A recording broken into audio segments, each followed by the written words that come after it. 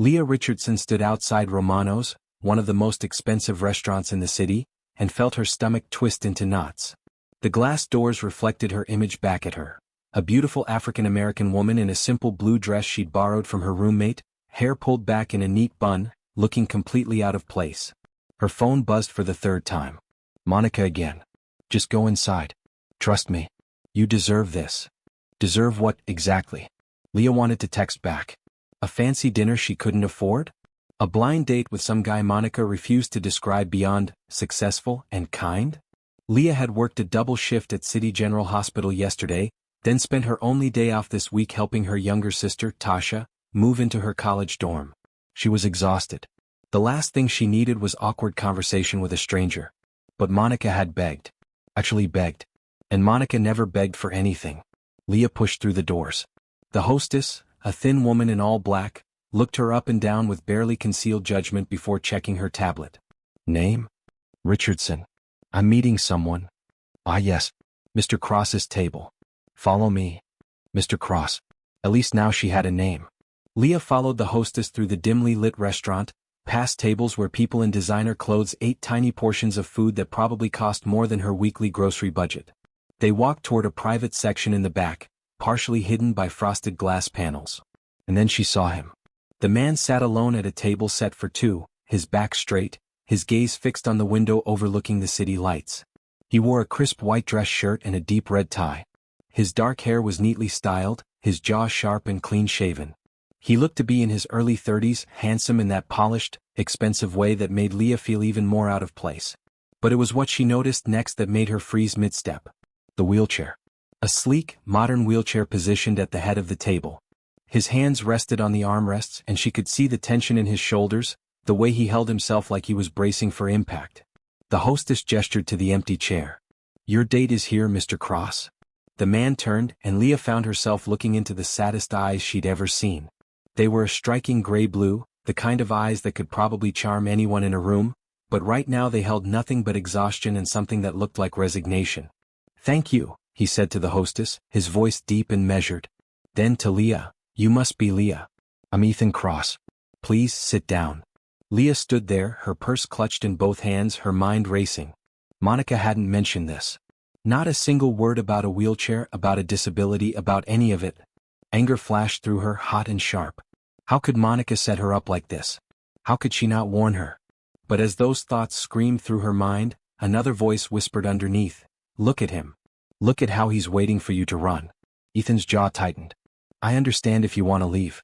Most people do. His voice was flat, factual, like he'd said these exact words before. Many times before. Leah's heart cracked a little. She thought about walking out. It would be so easy.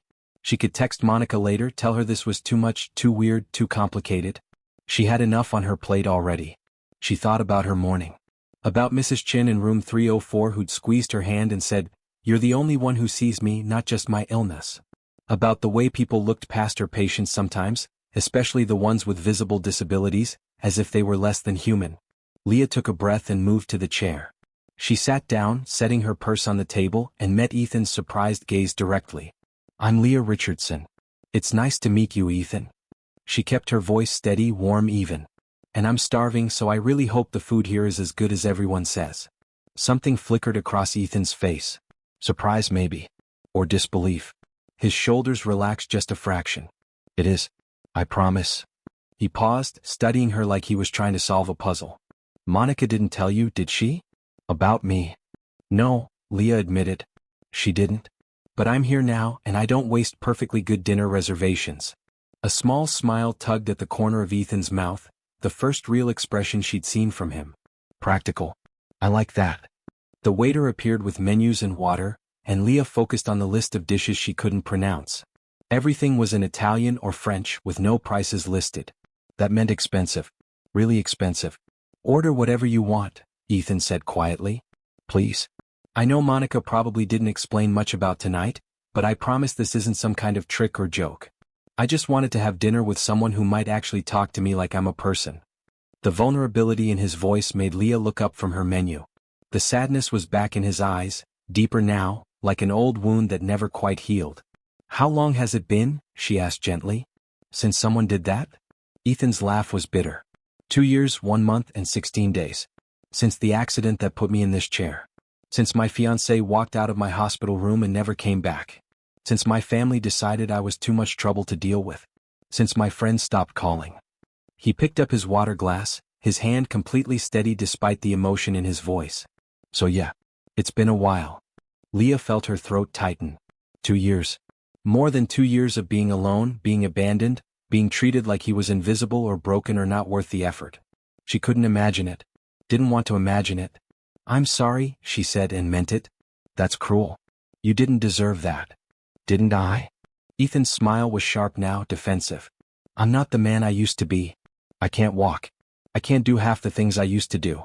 Why would anyone want to stay? Because you're still you, Leah said simply. Your legs don't define who you are as a person. Anyone who left because of the wheelchair wasn't worth keeping anyway. Ethan stared at her, something shifting in his expression. The walls he'd built around himself seemed to crack just a little. You don't even know me. Not yet, Leah agreed. But I'd like to. If you're willing to give this weird, unexpected dinner a chance. The waiter returned and they ordered. Leah chose the pasta, Ethan the fish. As they waited for their food, the conversation started slowly, carefully, like two people testing the ice on a frozen lake. Ethan told her about his company, a tech firm he'd built from nothing that now employed over 300 people. About how he still ran it from home, attending board meetings via video call because the office building wasn't as accessible as he needed it to be. About his physical therapy sessions 3 times a week that left him exhausted and frustrated. Leah told him about her work as a nurse, about the patients she cared for and the impossible hours. About her sister Tasha, who was starting her sophomore year of college studying environmental science. About her mother who'd had a stroke last year and was still recovering, slowly but steadily. You take care of a lot of people, Ethan observed. Someone has to, Leah said. Besides, it's what I'm good at. What about taking care of yourself? The question caught her off guard. Leah laughed, but it sounded hollow even to her own ears. I'm fine. I manage. That's not what I asked. Their food arrived, saving her from having to answer. They ate in comfortable silence for a while, and Leah had to admit the pasta was incredible.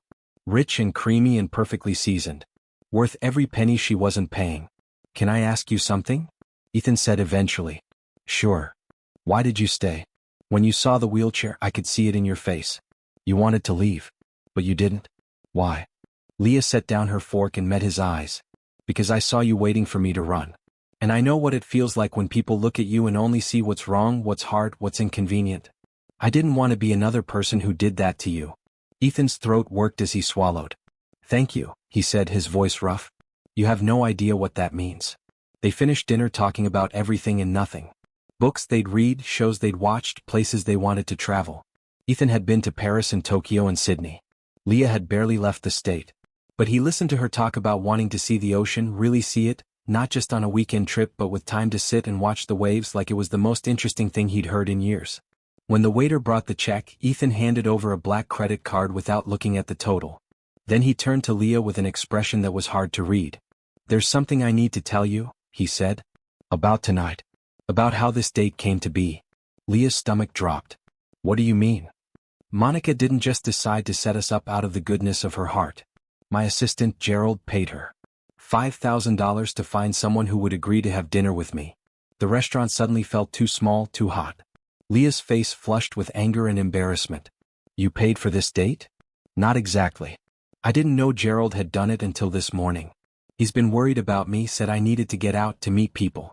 When I found out, I almost canceled. But then I thought about sitting alone in my house again, eating dinner by myself again, and I just couldn't do it. Ethan's hands gripped the armrests of his wheelchair. I'm sorry. You have every right to be angry. But I wanted you to know the truth. Leah sat back in her chair, processing. Monica had taken money to set her up. Her best friend had literally sold her out. But as angry as that made her, she couldn't ignore the desperation in Ethan's voice, the loneliness that radiated from him like cold air from an open freezer. Why didn't you just hire someone? She asked. An escort service or a companion agency? Why go through this whole setup? Because I don't want someone who's pretending, Ethan said quietly. I wanted something real, even if it was just for one night. Even if it was built on a lie. He laughed, the sound self-deprecating. Pathetic, isn't it? No, Leah said. It's human. They sat in silence for a moment. Then Leah made a decision. I should go. This is a lot to process. Of course. Ethan's face closed off again, the walls slamming back into place. Thank you for staying as long as you did.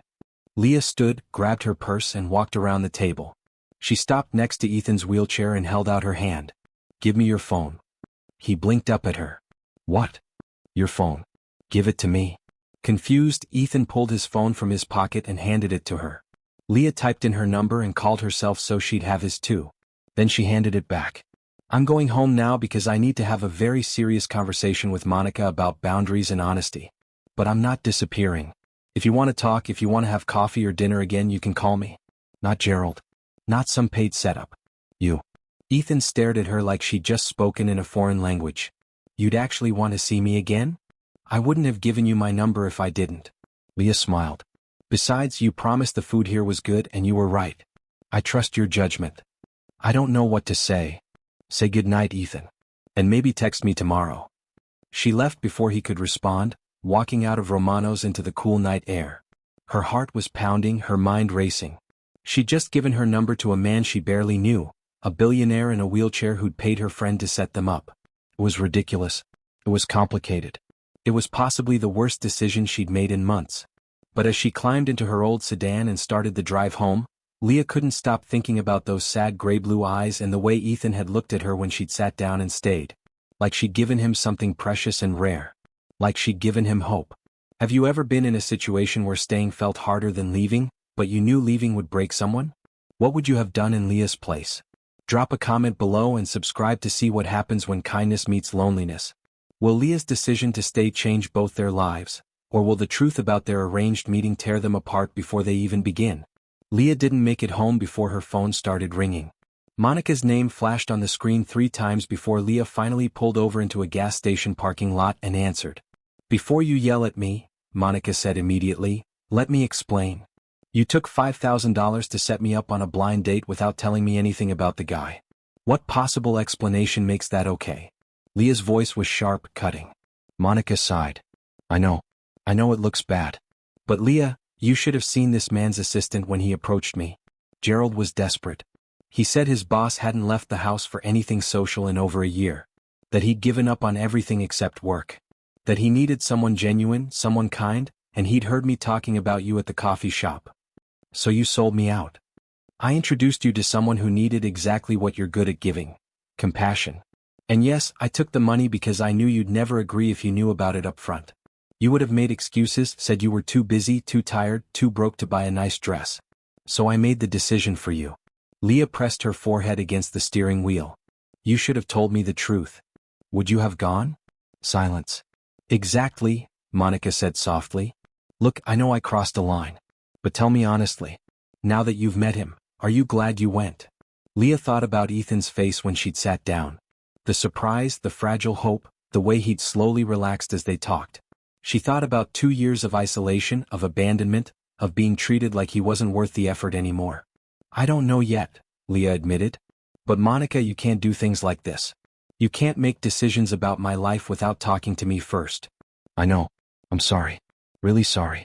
Are we okay? Not yet. But we will be. Eventually.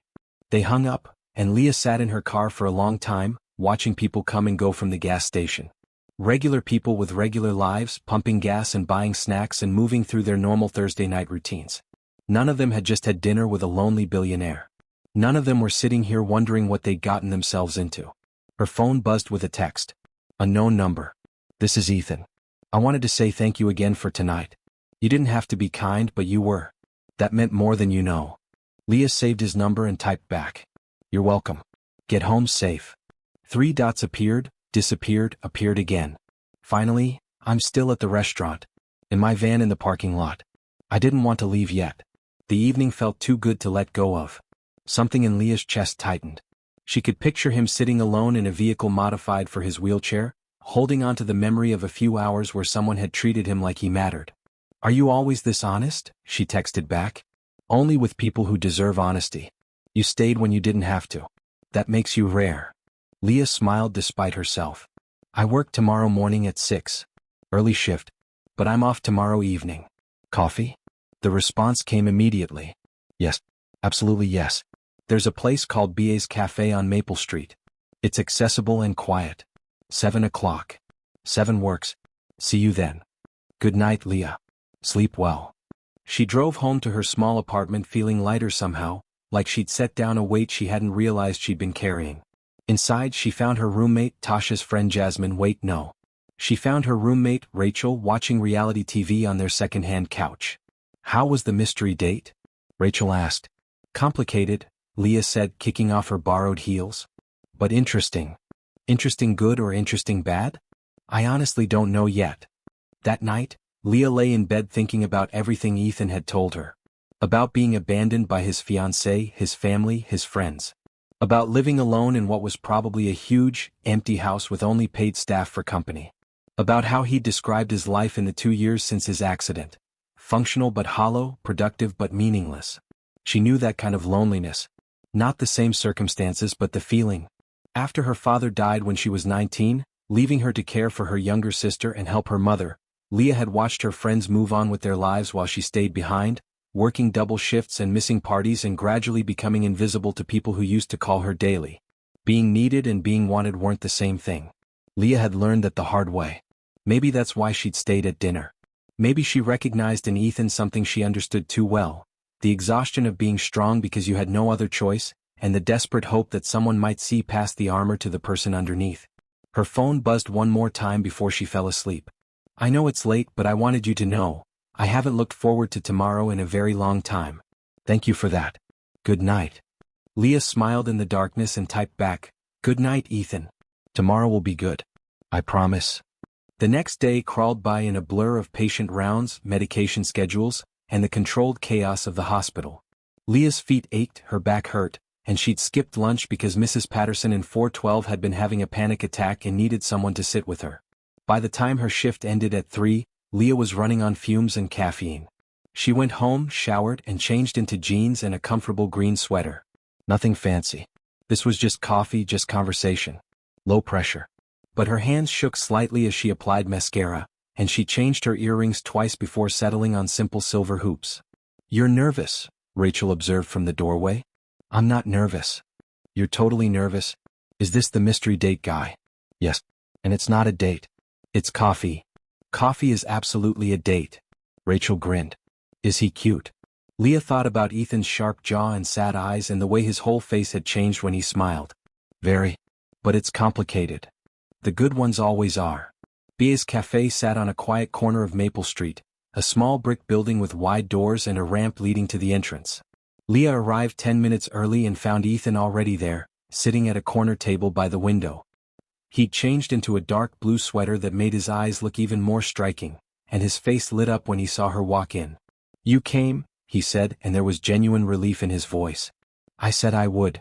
Leah sat down across from him. Did you think I wouldn't? I wasn't sure. People say a lot of things. They don't always mean them.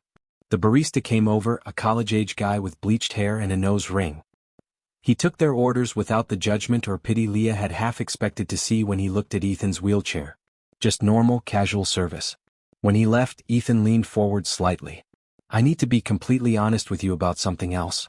About why Gerald set up that dinner and what I was hoping to find. Leah's stomach clenched. Okay. After my accident, after everyone left, I tried to keep going. I did my physical therapy, I worked from home, I told myself I was fine. But I wasn't fine. I was barely existing. 6 months ago, my therapist told me I was isolating myself to the point of depression. She said I needed to rebuild connections, to let people in again, to remember what it felt like to be seen as a person instead of a tragedy. He paused as their drinks arrived. Black coffee for him, a latte for her. Ethan wrapped his hands around his cup like he was trying to absorb its warmth. Gerald has been with me since before the accident. He's more than an assistant, he's a friend. The only one who didn't disappear. When he suggested finding someone to have dinner with, I was angry at first. Humiliated. But then I realized he was right. I couldn't keep living like this, cut off from everything except work and doctor's appointments. Ethan met her eyes. So yes, he paid Monica. And yes, I knew about it before dinner, even though I told you I didn't. I lied because I was ashamed. Leah absorbed this quietly. Why are you telling me now? Because I don't want to build anything, friendship or otherwise, on lies. You deserve the truth. All of it. Even if it means you walk away. She studied him for a long moment. The tension in his shoulders, the vulnerability in his eyes, the way he held himself like he was bracing for rejection. Again. I appreciate your honesty, Leah said finally. And I'm not walking away. But I need you to understand something too. I don't do well with manipulation or hidden agendas. If we're going to be friends, if we're going to spend time together, it has to be based on truth. Always. Can you promise me that? Yes, Ethan said immediately. Absolutely yes. Okay then. Leah picked up her latte. Tell me about your company. You said you built it from nothing. How does that even happen? Relief flooded Ethan's face and he started talking. Really talking. About how he'd started coding when he was 12, building simple games and websites. About his first tech job out of college, working 80-hour weeks for a startup that eventually crashed and burned. About taking everything he'd learned and every connection he'd made and starting his own firm at 26 with 2 employees and a dream that seemed ridiculous. We developed software for small businesses, inventory management and customer tracking systems that were affordable and easy to use. Everyone else in the market was targeting big corporations, charging enormous fees, making everything complicated. I wanted to help the little guys, the family restaurants and local shops and people just trying to make a living. That's beautiful, Leah said. Really? Most tech companies seem to forget about regular people. That's what my father said right before he told me I was wasting my potential. Ethan's smile turned bitter. He wanted me to go into finance like him. Make real money, he said. Join a firm with prestige. Instead, I built something that actually helped people and he never forgave me for it. Is that why he left after the accident? Because you'd already disappointed him? Partially. But mostly because taking care of a disabled son didn't fit his image. Too messy, too complicated, too much work. He visited me once in the hospital, said he'd arranged for the best care money could buy, and then I never saw him again. My mother calls on my birthday. That's it. Leah reached across the table and put her hand over his. I'm sorry. You deserved better than that. Ethan stared at their joined hands like he couldn't quite believe it was happening. You keep saying that. But you don't even know me. I'm learning. And so far, everything I'm learning says you're a good person who got dealt a terrible hand. That doesn't make you less worthy of love or friendship or basic human decency. My fiancée didn't think so. Brittany walked into my hospital room 3 days after the accident, looked at me in traction with tubes everywhere, and said she couldn't do this. That she'd signed up to marry a man who could take her dancing, who could travel, who could give her the life she'd imagined. Not someone who might never walk again. Ethan's voice cracked slightly. She left her engagement ring on my bedside table and walked out. I haven't heard from her since. Then she was a coward, Leah said firmly. And you're better off without her. Am I? Because from where I'm sitting, better off looks a lot like completely alone. You're not alone right now. No, Ethan agreed softly. I'm not. And that's terrifying because I keep waiting for you to realize this is too much trouble and leave too. Leah squeezed his hand. I work with sick people every single day. People who need help bathing, eating, moving. People who are scared and in pain and worried they're too much of a burden. And you know what I learned? Caring about someone isn't measured by how easy they are to care for. It's measured by whether they're worth it. And Ethan, from everything you've told me, you're worth it. He looked at her with such raw emotion that Leah almost couldn't breathe. How are you real? I'm not special. I'm just a person who thinks you deserve kindness. They talked for 2 more hours until the cafe staff started cleaning up around them and giving pointed looks at the clock. Ethan told her about his physical therapy, about the progress he'd made and the limitations he still faced. About how he could transfer himself from his wheelchair with the right equipment, how he'd regained some sensation in his legs but probably would never walk normally again. Leah told him about her patients, about Mrs. Chin who thought Leah was her daughter sometimes, about the teenager in the cancer ward who made jokes to hide his fear, about the elderly man who held his wife's hand through every treatment and never once complained about how hard it was. You love your job, Ethan observed. I do. Even when it's exhausting and heartbreaking and I come home too tired to eat. Because sometimes I get to make a difference. Even if it's small. That's all any of us can hope for, isn't it? To make some kind of difference. They left the cafe together, walking slowly through the cool evening air. Ethan's wheelchair was electric, smooth and quiet as it moved along the sidewalk. He maneuvered around obstacles with practiced ease, but Leah noticed how people on the street either stared or deliberately looked away, how no one met his eyes directly. Does that bother you? She asked. The way people react? Every single day. But I'm used to it now. The staring, the pity, the awkwardness. People don't know how to act around disability, so they either treat you like a child or pretend you don't exist. He glanced up at her. You're the first person in 2 years who's looked at me like I'm just a regular person. You are a regular person. Tell that to the rest of the world. They reached his van, a large vehicle with a lift for his wheelchair. The driver, an older man with kind eyes, nodded at Leah politely but didn't comment on her presence. Can I see you again? Ethan asked. Soon? Yes. But Ethan, I need to know something first. What are you looking for here? Friendship? Something more? Because I need to manage my expectations. He was quiet for a moment, thinking. Honestly? I don't know. I haven't let myself think about relationships or dating since Brittany left. But I know I feel better when I'm talking to you. I know I smiled more in the last 2 days than I have in 2 years. And I know I want to keep feeling that way, whatever that means. That's fair, Leah said. How about this? We keep spending time together, getting to know each other, and we figure it out as we go. No pressure, no expectations. Just two people enjoying each other's company. I'd like that very much. Ethan reached for her hand and held it gently. Thank you, Leah. For everything. For staying, for coming tonight, for not running away from all my baggage. Everyone has baggage. Yours just happens to come with wheels. He laughed, a real laugh that transformed his whole face. Did you just make a wheelchair joke? Too soon. No. It's perfect. You're perfect. Leah felt her cheeks warm. I'm really not. But I appreciate the sentiment. She watched him get into the van, watched the lift raise his wheelchair up and into the vehicle, watched him wave at her through the window as the driver pulled away. And she stood there on the sidewalk, her heart beating faster than it should, wondering what she'd just gotten herself into. Her phone buzzed with a text from Monica. So, how did it go? Are you still mad at me? Leah typed back, still processing. But I think you might have accidentally done something, right? Maybe. Does this mean I'm forgiven? Not yet. But you're getting there. Leah walked to her car, climbed inside, and sat in the darkness for a moment. She thought about Ethan's smile, his honesty, the way he'd held her hand like it was precious. She thought about how isolated he'd been, how much courage it must have taken to arrange that dinner, to show up and risk rejection again. And she thought about how, despite all her reservations and all the complications, she was already looking forward to seeing him again. This was dangerous. This was exactly the kind of situation her practical brain warned her away from. Getting involved with someone who'd been abandoned, who was clearly vulnerable, who might be confusing genuine connection with gratitude for not running away. But her heart, the part of her that had drawn her to nursing in the first place, the part that believed in hope and healing and second chances, whispered something different. Maybe this was exactly where she was supposed to be. Maybe Ethan wasn't the only one who needed saving from loneliness. Maybe she'd been so busy taking care of everyone else that she'd forgotten what it felt like to be cared for in return.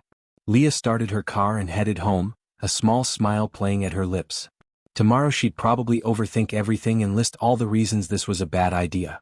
But tonight, right now, she let herself feel the warmth of connection, the flutter of possibility, and the gentle hope that maybe, just maybe, something good was beginning. 3 weeks passed in a blur of coffee dates, phone calls, and text messages that made Leah smile at the most inconvenient times. She and Ethan fell into an easy rhythm.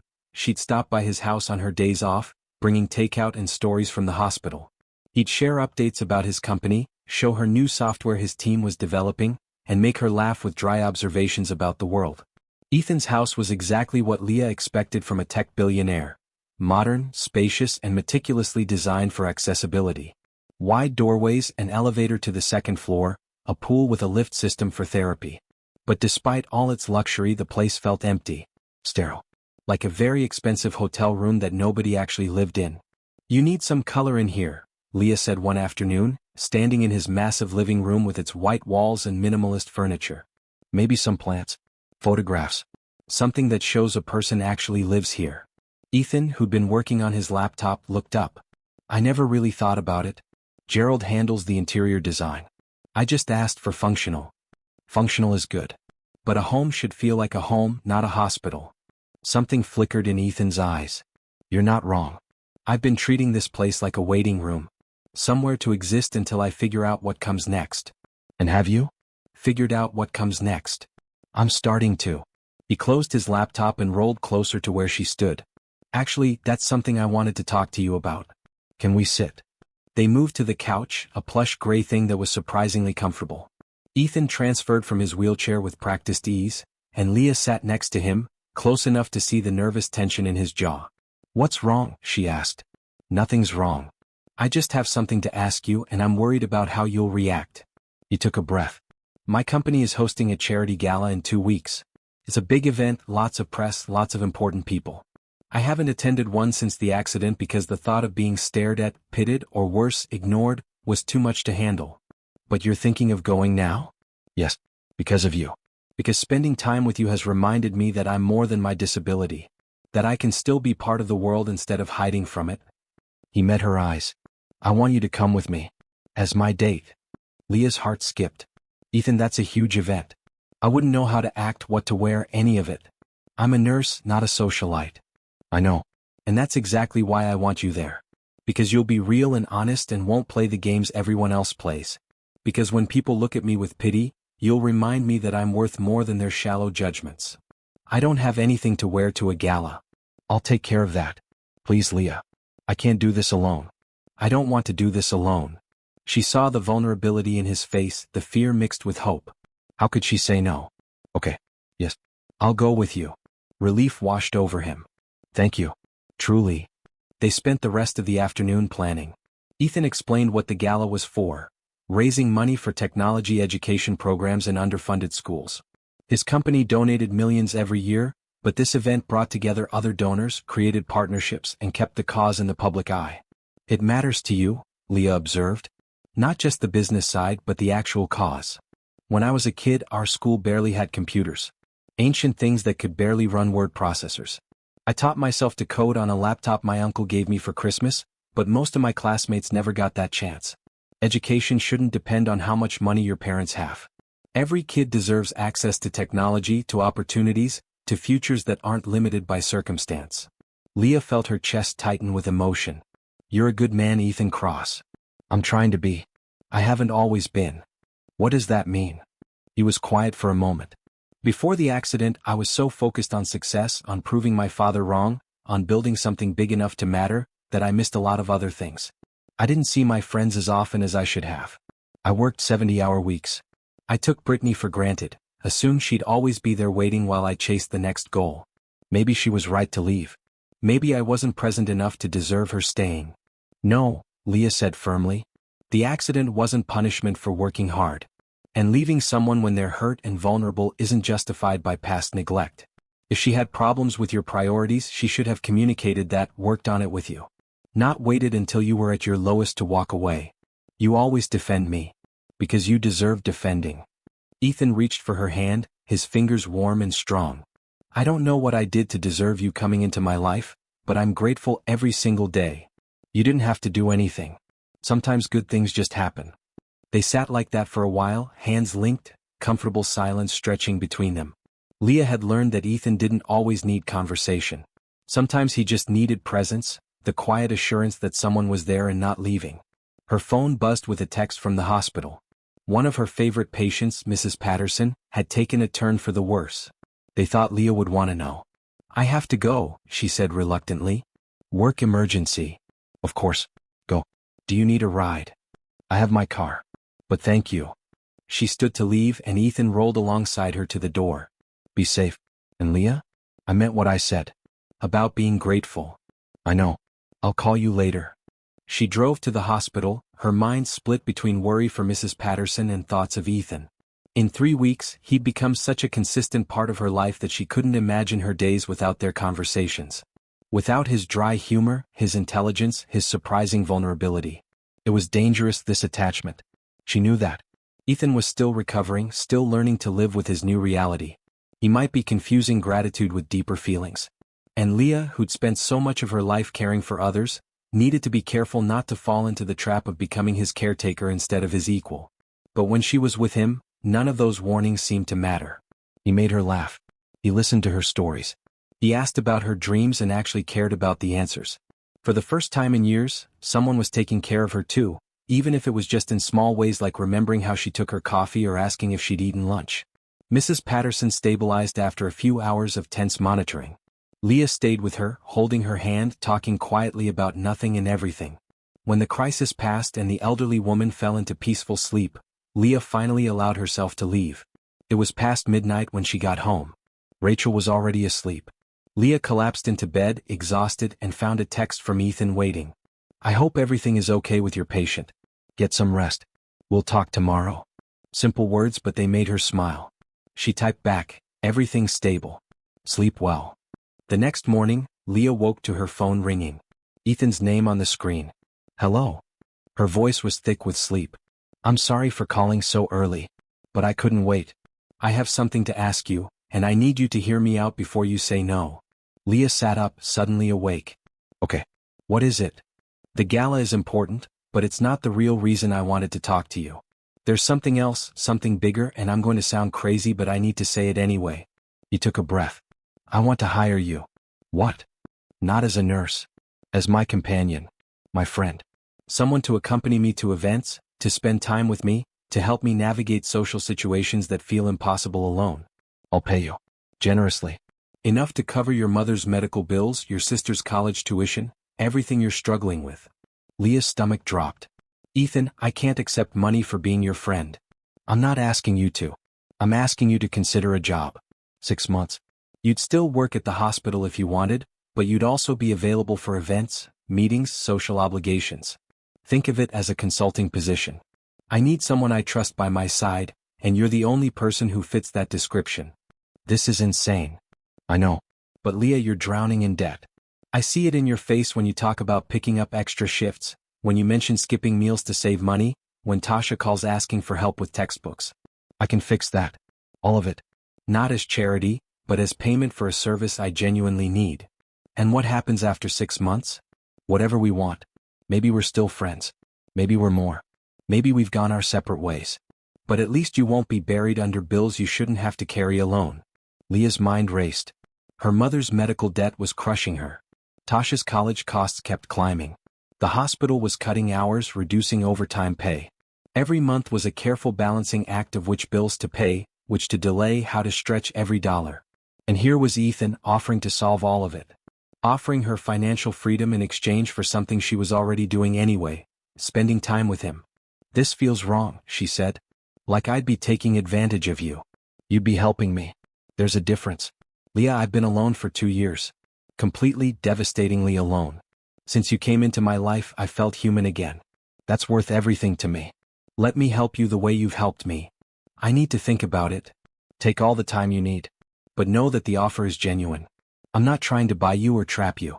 I'm trying to give both of us something we need." They hung up, and Leah sat in her bed, staring at the wall. Everything in her screamed that this was a terrible idea. That mixing friendship with financial transactions would ruin whatever connection they'd built.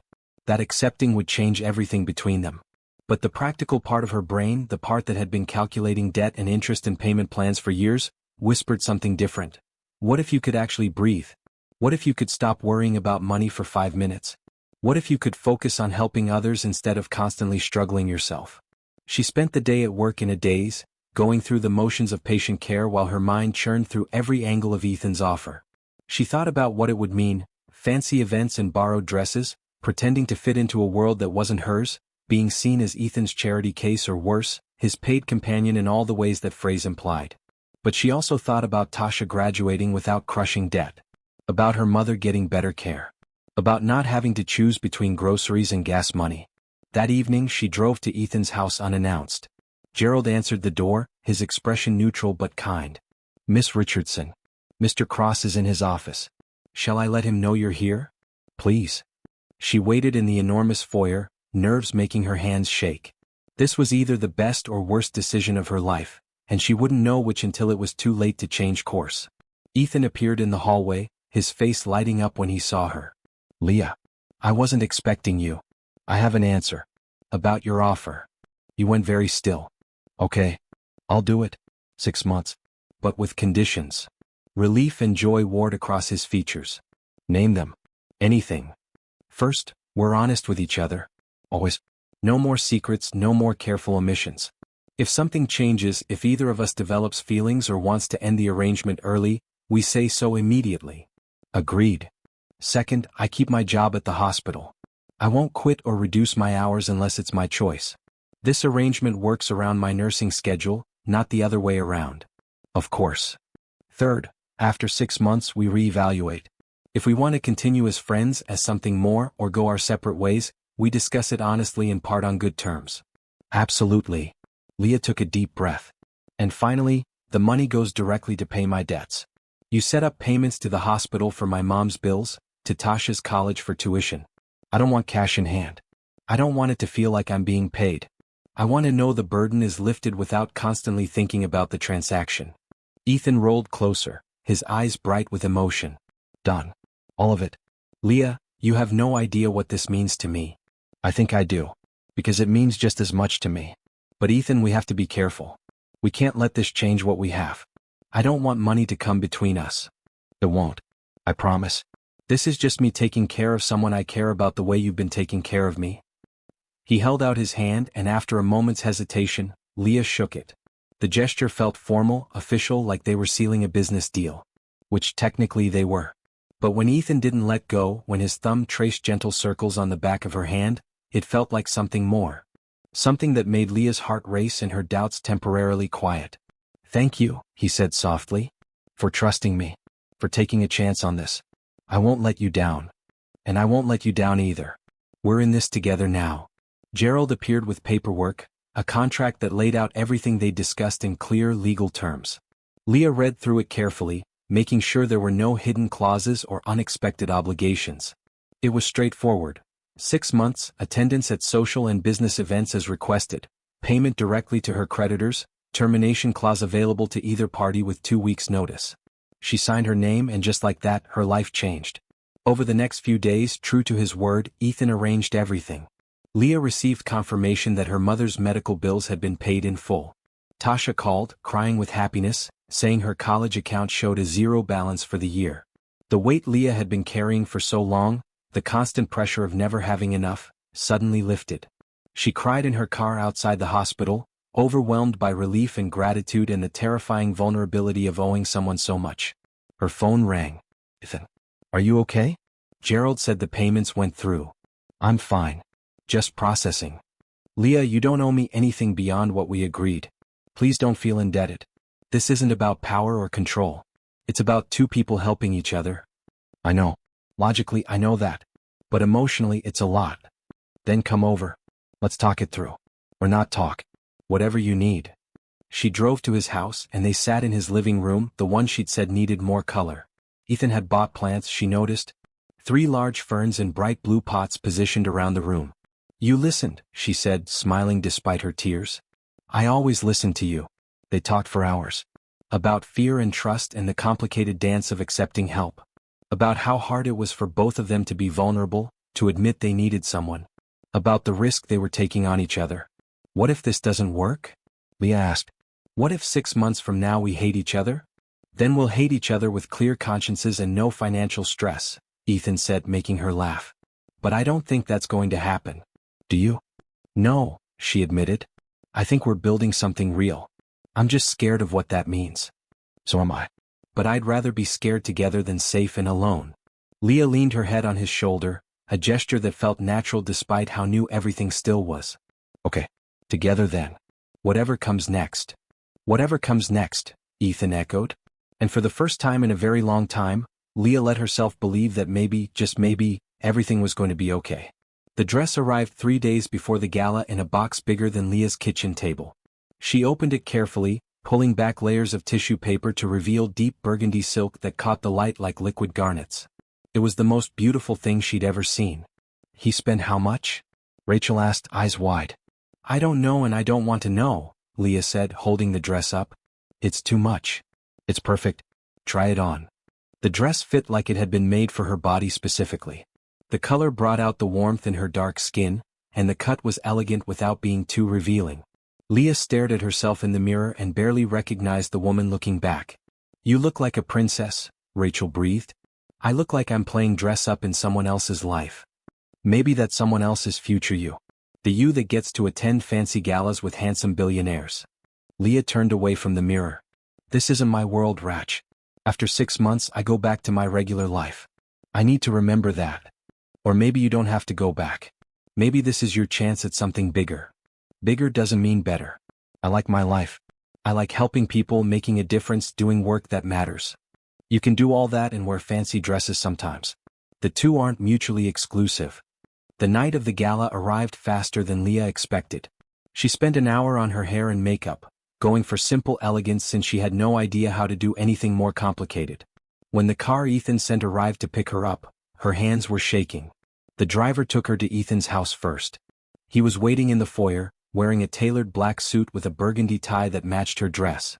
His wheelchair was different tonight, sleeker and more formal-looking, almost elegant in its design.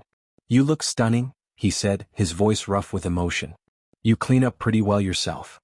Are you ready for this?" "Absolutely not. But I'm here anyway."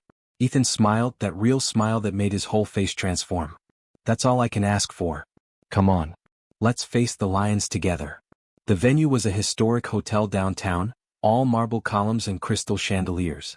A red carpet led to the entrance, lined with photographers and reporters. Leah's stomach dropped when she saw the cameras. "Breathe," Ethan said quietly as their car pulled up. "They're going to take pictures. They're going to ask questions. You don't have to answer anything you don't want to. Just stay close to me." The driver opened the door and suddenly they were out on the carpet, flashbulbs exploding like small suns. Leah tried to smile naturally, but her face felt frozen. Ethan, meanwhile, handled it like he'd been doing this his whole life. Confident, charming, giving the photographers exactly what they wanted. "Mr. Cross, who's your date tonight?" "This is Leah Richardson. She's a very talented nurse and an even better person." "How long have you two been together?" "We're taking things one day at a time. Now if you'll excuse us." He navigated through the crowd with practiced ease, and Leah followed, acutely aware of the stares, the whispers, the way people looked at them with curiosity and speculation. Inside, the ballroom was even more impressive.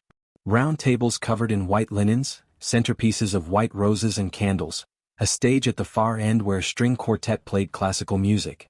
People in formal wear milled about, champagne glasses in hand, laughter and conversation filling the air. Ethan Cross. A tall man in his 60s approached, hand extended. "Good to see you, son. We were starting to think you'd become a hermit." "Just taking some time to regroup, Thomas. This is Leah Richardson." "Leah, Thomas Hendricks, one of our biggest donors." "Lovely to meet you," Thomas said, his gaze assessing. "How did you two meet?" "Mutual friends," Leah said smoothly, surprising herself with how natural the lie sounded. "Ethan tells me your foundation has provided computers to over 50 schools this year." "That's remarkable." Thomas's face lit up, and he launched into a detailed explanation of the program. Leah listened, asked intelligent questions, and watched as the older man's initial skepticism turned to genuine warmth. By the time he excused himself, he was smiling. "Nicely done," Ethan murmured. "You're a natural at this. I talked to worried family members all day at the hospital. Same skills, fancier dress." They made the rounds, meeting donor after donor, businessman after businessman. Leah noticed how people reacted to Ethan's wheelchair. Some were openly uncomfortable, standing at awkward distances or talking to Leah instead of him. Others overcompensated, speaking too loudly or too slowly like he was a child. A few, thankfully, treated him normally. Each interaction was exhausting in its own way, and Leah could see the tension building in Ethan's shoulders as the night wore on. "Need a break?" she asked quietly during a lull. "Yes, please." They found a quiet corner behind a large floral arrangement, hidden from the main crowd. Ethan let out a long breath, his shoulders sagging. "You okay?" Leah asked. "Just tired. I forgot how draining these events are. All the performing, the small talk, the careful navigation of people's discomfort." "You're doing great. They all seem impressed that you're here. They're impressed that I'm still alive and functioning. The bar is pretty low when people expect you to give up." He looked up at her. "Thank you for being here. This would be impossible alone. We made a deal. I keep my promises." "It's more than that though, isn't it? This stopped being just about our arrangement a while ago." Leah's heart skipped. "What do you mean?" "I mean I care about you. Really care about you. Not because you help me navigate social events or because you're kind to me. Because you're you. Because when you laugh at my terrible jokes I feel like I matter. Because when you text me good morning my whole day gets brighter. Because somewhere in the last month, you became the most important person in my life." The ballroom noise faded away. Leah stared at Ethan, her pulse racing. "Ethan, we agreed to keep this professional." "I know. And if that's all you want, I'll respect that. But I needed you to know the truth. I'm falling for you, Leah. Maybe I already have. And I understand if that scares you or complicates things or makes you want to walk away. But I can't pretend anymore that this is just a business arrangement. Before Leah could respond, a woman's voice cut through the moment. Ethan? Ethan Cross? Is that really you? They both turned. A blonde woman in a silver dress stood a few feet away, her face carefully made up, her expression a mixture of surprise and something calculated. She was beautiful in that polished, expensive way that made Leah feel underdressed despite her fancy gown. Ethan went rigid. Brittany. The woman who'd abandoned him at his lowest moment smiled. I heard you might be here tonight, but I didn't believe it. You look wonderful. Really. I'm so glad you're doing better. What are you doing here? Ethan's voice was flat, controlled. I'm with the Davidson Group now. We're sponsoring one of the education programs. I had no idea it was your event until I saw the program. Brittany's gaze slid to Leah, assessing and dismissive in one glance. And who's this? This is Leah Richardson. My date. Date. How nice. Brittany's smile didn't reach her eyes. It's good to see you moving on, Ethan. You deserve to be happy. Do I? That's not what you said 2 years ago. Color rose in Brittany's cheeks. I was young. Scared. I handled things poorly, I know that now. But I've grown since then. Changed. I've been wanting to reach out to apologize properly, but I didn't know if you'd want to hear from me. I wouldn't. Ethan, please. Can we talk? Just for a few minutes? I owe you an explanation, a real one, not the cowardly exit I gave you before. Leah felt Ethan's hand find hers, gripping tight. There's nothing to talk about. 5 minutes. That's all I'm asking. For closure, if nothing else. Leah squeezed Ethan's hand. It's okay. I'll wait here. I don't want to leave you. I'll be fine. Go. Get your closure. Reluctantly, Ethan let go of her hand and followed Brittany to an even more secluded corner. Leah watched them go, her chest tight with an emotion she didn't want to examine too closely. Jealousy? Fear? Both? She tried not to stare as they talked, but it was impossible not to notice Brittany's body language. The way she leaned in close, touched Ethan's shoulder, smiled that practiced smile. The way she was performing remorse while her eyes calculated something else entirely. First time at one of these? A voice beside her made Leah jump. A woman in her 50s with kind eyes and a warm smile stood nearby. Sorry, didn't mean to startle you. I'm Patricia Wu. I work with Ethan's company on the education initiatives. Leah Richardson. And yes, first time. Is it always this intense? Patricia laughed. Usually more so. You're handling it well. And it's good to see Ethan here. He's been missed. He's been through a lot. We all have. The question is whether we let it break us or make us stronger. Ethan seems to be choosing stronger finally. I suspect you have something to do with that. Before Leah could respond, Ethan returned, his face carefully neutral but his hands clenched tight on his wheelchair armrests. Brittany was nowhere to be seen. Everything okay? Leah asked. Fine. She wanted to apologize, to explain. I listened. That's all. But Leah could see it wasn't all. Could see the turmoil in his eyes, the tension in his jaw. Whatever Brittany had said, it had shaken him. The rest of the gala passed in a blur. Dinner was served, speeches were made, and donations were pledged. Ethan gave a brief address about the importance of education and equal access to technology, and Leah watched the room hang on his every word. This was his world, his element, and despite everything he'd lost, he still commanded respect and attention. By the time they left, it was past midnight. They rode back to Ethan's house in silence, both exhausted, both processing the weight of the evening. Come inside, Ethan said when they arrived. Please. I don't want tonight to end like this, with all this tension between us. Leah followed him into the house. Gerald had left for the night, and the place was quiet, lit only by soft accent lighting. They went to the living room and Ethan transferred to the couch, patting the space beside him. What did she say? Leah asked, sitting down. Brittany. What did she want? Ethan was quiet for a long moment. She apologized. Said she panicked after the accident, couldn't handle seeing me like that, made a mistake leaving. She claimed she spent the last 2 years regretting it, going to therapy, working on herself. She wants another chance. Leah's stomach dropped. What did you say? I told her no. Absolutely not. That ship didn't just sail, it sank 2 years ago and I've moved on. He turned to face her fully. But seeing her again, hearing her apologize, it brought everything back. The pain, the abandonment, the feeling of being disposable. And it made me realize something. What? I'm terrified of being abandoned again. By anyone but especially by you. What I said earlier about falling for you, that's real. But the thought of letting you all the way in, of being vulnerable enough to truly love you and then losing you too? That scares me more than anything. Leah took his hand. I'm scared too. Of getting too close, of confusing gratitude for love, of being your caretaker instead of your partner. Of making promises I can't keep. But Ethan, you have to know I'm not going anywhere. Not because of our arrangement, not because you're paying my debts. Because I care about you. Really care about you. Even though I'm broken? You're not broken. You're healing. There's a difference. He pulled her closer until their foreheads touched. I don't know how to do this. How to let someone in again. How to trust that they'll stay. We learn together. One day at a time. No pressure, no expectations. Just two people figuring it out as they go. Can I kiss you? The question was barely a whisper. Yes. He kissed her gently, carefully, like she was something precious that might break. Leah kissed him back, pouring all her reassurance and affection and hope into that single connection. When they pulled apart, both breathing hard, Ethan's eyes were bright with unshed tears. I'm falling for you too, Leah admitted. I tried not to. I told myself it was too complicated, too risky, too soon. But I can't help it. You make me want to believe in good things again. Stay tonight, Ethan said. Not for anything except this. Being close. Not being alone.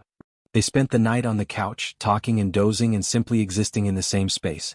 Leah told him about her father's death, about how she'd had to grow up overnight and take care of everyone. Ethan told her about his accident, about the months of pain and fear and learning to navigate a world that wasn't designed for wheelchairs. As dawn broke through the windows, Leah realized something had shifted between them. The walls were down. The pretense was gone. Whatever they were building was real now, messy and complicated and terrifying, but real. I should go home, she said reluctantly. I worked the evening shift today. Okay. But Leah? Yeah. Thank you. For staying last night. For staying all the nights before. For not running away. Thank you for giving me a reason to stay.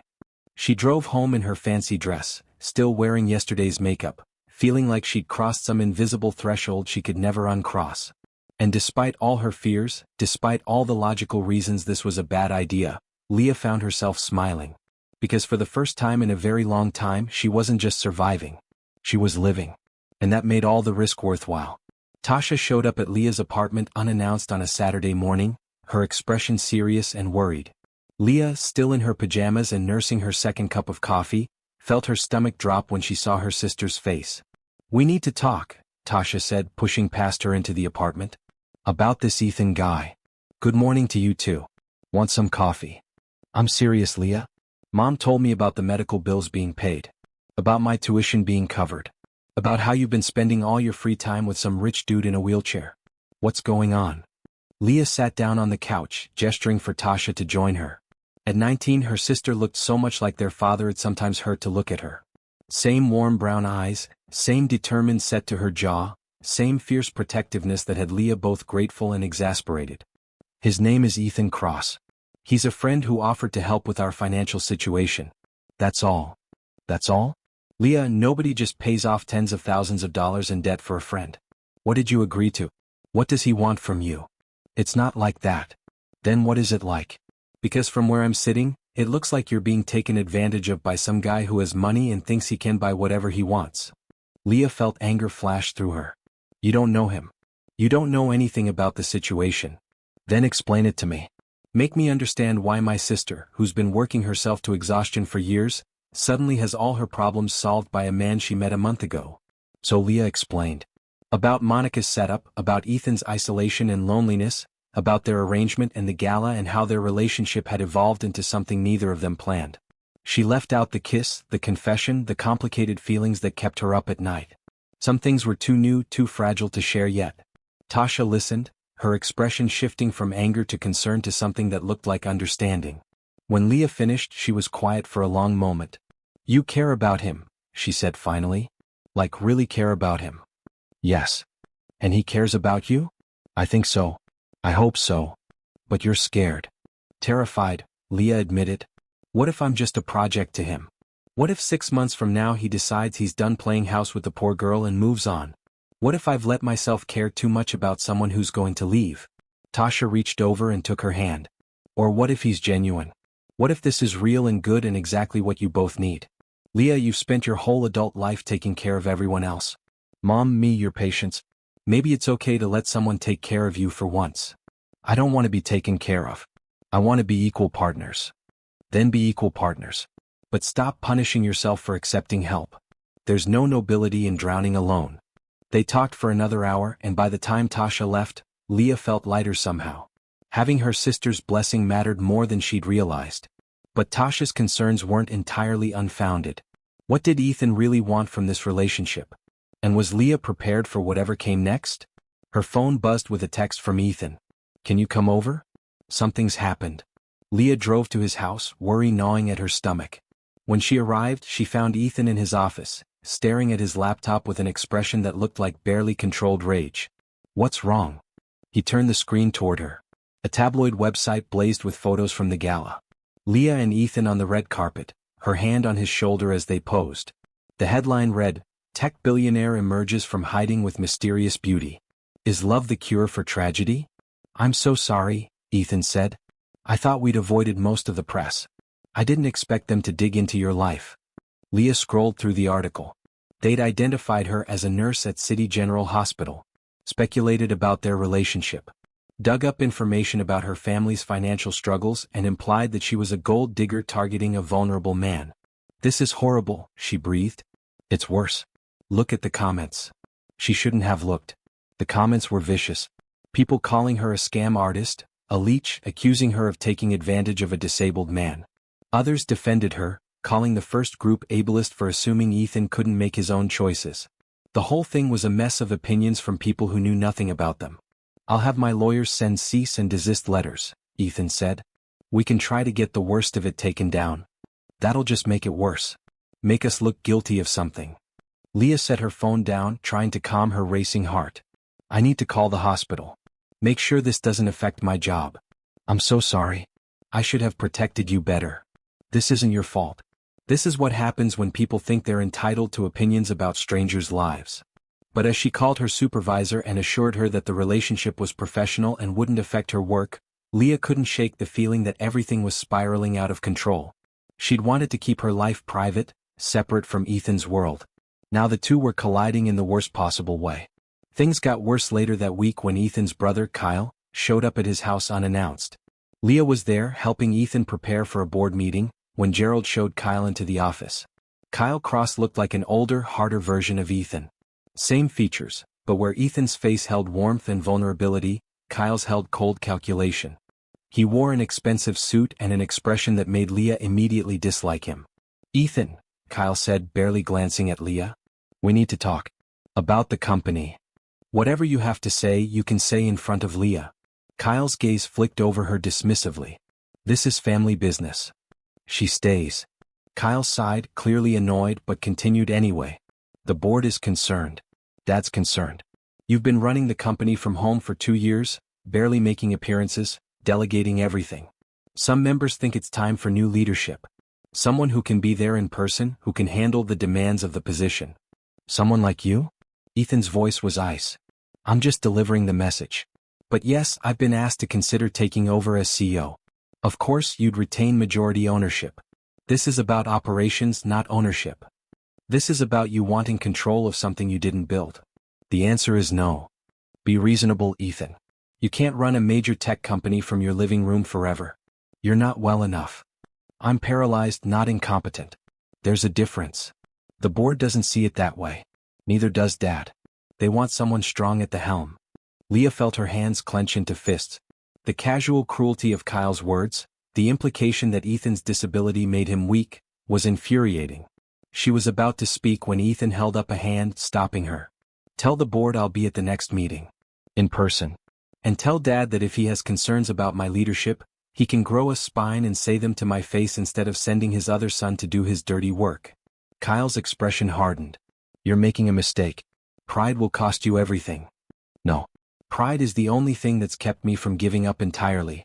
Now get out of my house." After Kyle left, Ethan sat in tense silence, his jaw tight, his hands gripping his wheelchair armrests hard enough to turn his knuckles white. "Hey," Leah said gently, kneeling beside his chair. "You okay? I built that company from nothing. Worked 70-hour weeks, sacrificed everything to make it successful. And now because I can't walk, they think I'm not capable anymore. Like my brain stopped working when my legs did. They're wrong. You know that. Do I? Maybe they're right. Maybe I can't do this anymore. Stop. Right now. You're one of the smartest people I know. Your disability doesn't change that. If the board can't see it, that's their failure, not yours. Ethan looked up at her, his eyes red. I don't know if I have the energy to fight this. To prove myself all over again to people who are supposed to trust me. Then we fight it together. You're not alone in this anymore. Over the next 2 weeks they prepared. Leah helped Ethan organize his presentation for the board, highlighting every success his leadership had achieved in the last 2 years. Revenue was up 20%. Employee satisfaction scores were the highest they'd ever been. The education initiative had expanded to 12 new states. The company was thriving under his direction, regardless of where he physically sat. They practiced his speech until Ethan could deliver it in his sleep. Leah drilled him on potential questions, helped him anticipate objections, reminded him of his worth when doubt crept in. The day of the board meeting, Leah went with him. She waited outside the conference room while he faced his doubters, pacing the hallway and checking her phone every 30 seconds like that would make time move faster. 2 hours later, Ethan emerged. His face was exhausted but triumphant. They voted to keep me on as CEO. Unanimously after I reminded them that the company's success speaks for itself. Kyle was furious. Dad didn't even show up, which probably says more than any argument could have. Leah threw her arms around him, not caring that they were in a professional building, not caring who might see. I'm so proud of you. I couldn't have done it without you. Literally. You gave me the confidence to fight back. They went out for dinner to celebrate, a quiet restaurant where they could talk without being overheard. Ethan was lighter than Leah had seen him in weeks. The weight of the board's challenge finally lifted. Can I ask you something? He said over dessert. Of course. What Tasha said to you. About being taken advantage of. Does that worry you?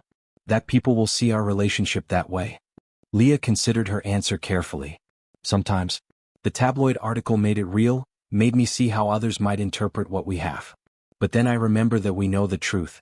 Our relationship, whatever it becomes, is built on genuine care and respect. Other people's opinions don't change that. Even if those opinions affect your work, your reputation. My reputation is built on how I treat my patients, not who I date.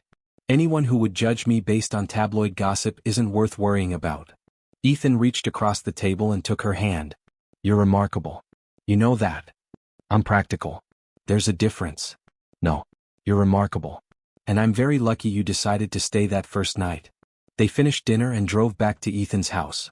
It had become routine now, Leah spending most of her free time there. Her apartment felt emptier every time she went home, like she was visiting a place she used to live rather than returning to her actual home. Stay tonight, Ethan said as they pulled into his driveway. I don't want to be alone after today. Okay. They spent the evening on the couch, watching a movie neither of them paid attention to. Leah was acutely aware of Ethan's arm around her shoulders, the warmth of his body beside hers, the comfortable silence that had become their default language. Somewhere around midnight, Ethan spoke. I talked to my therapist yesterday. About us. About my fears. What did she say? That I'm using my past trauma as an excuse not to fully invest in something good. That I keep waiting for you to leave because expecting abandonment feels safer than risking hope.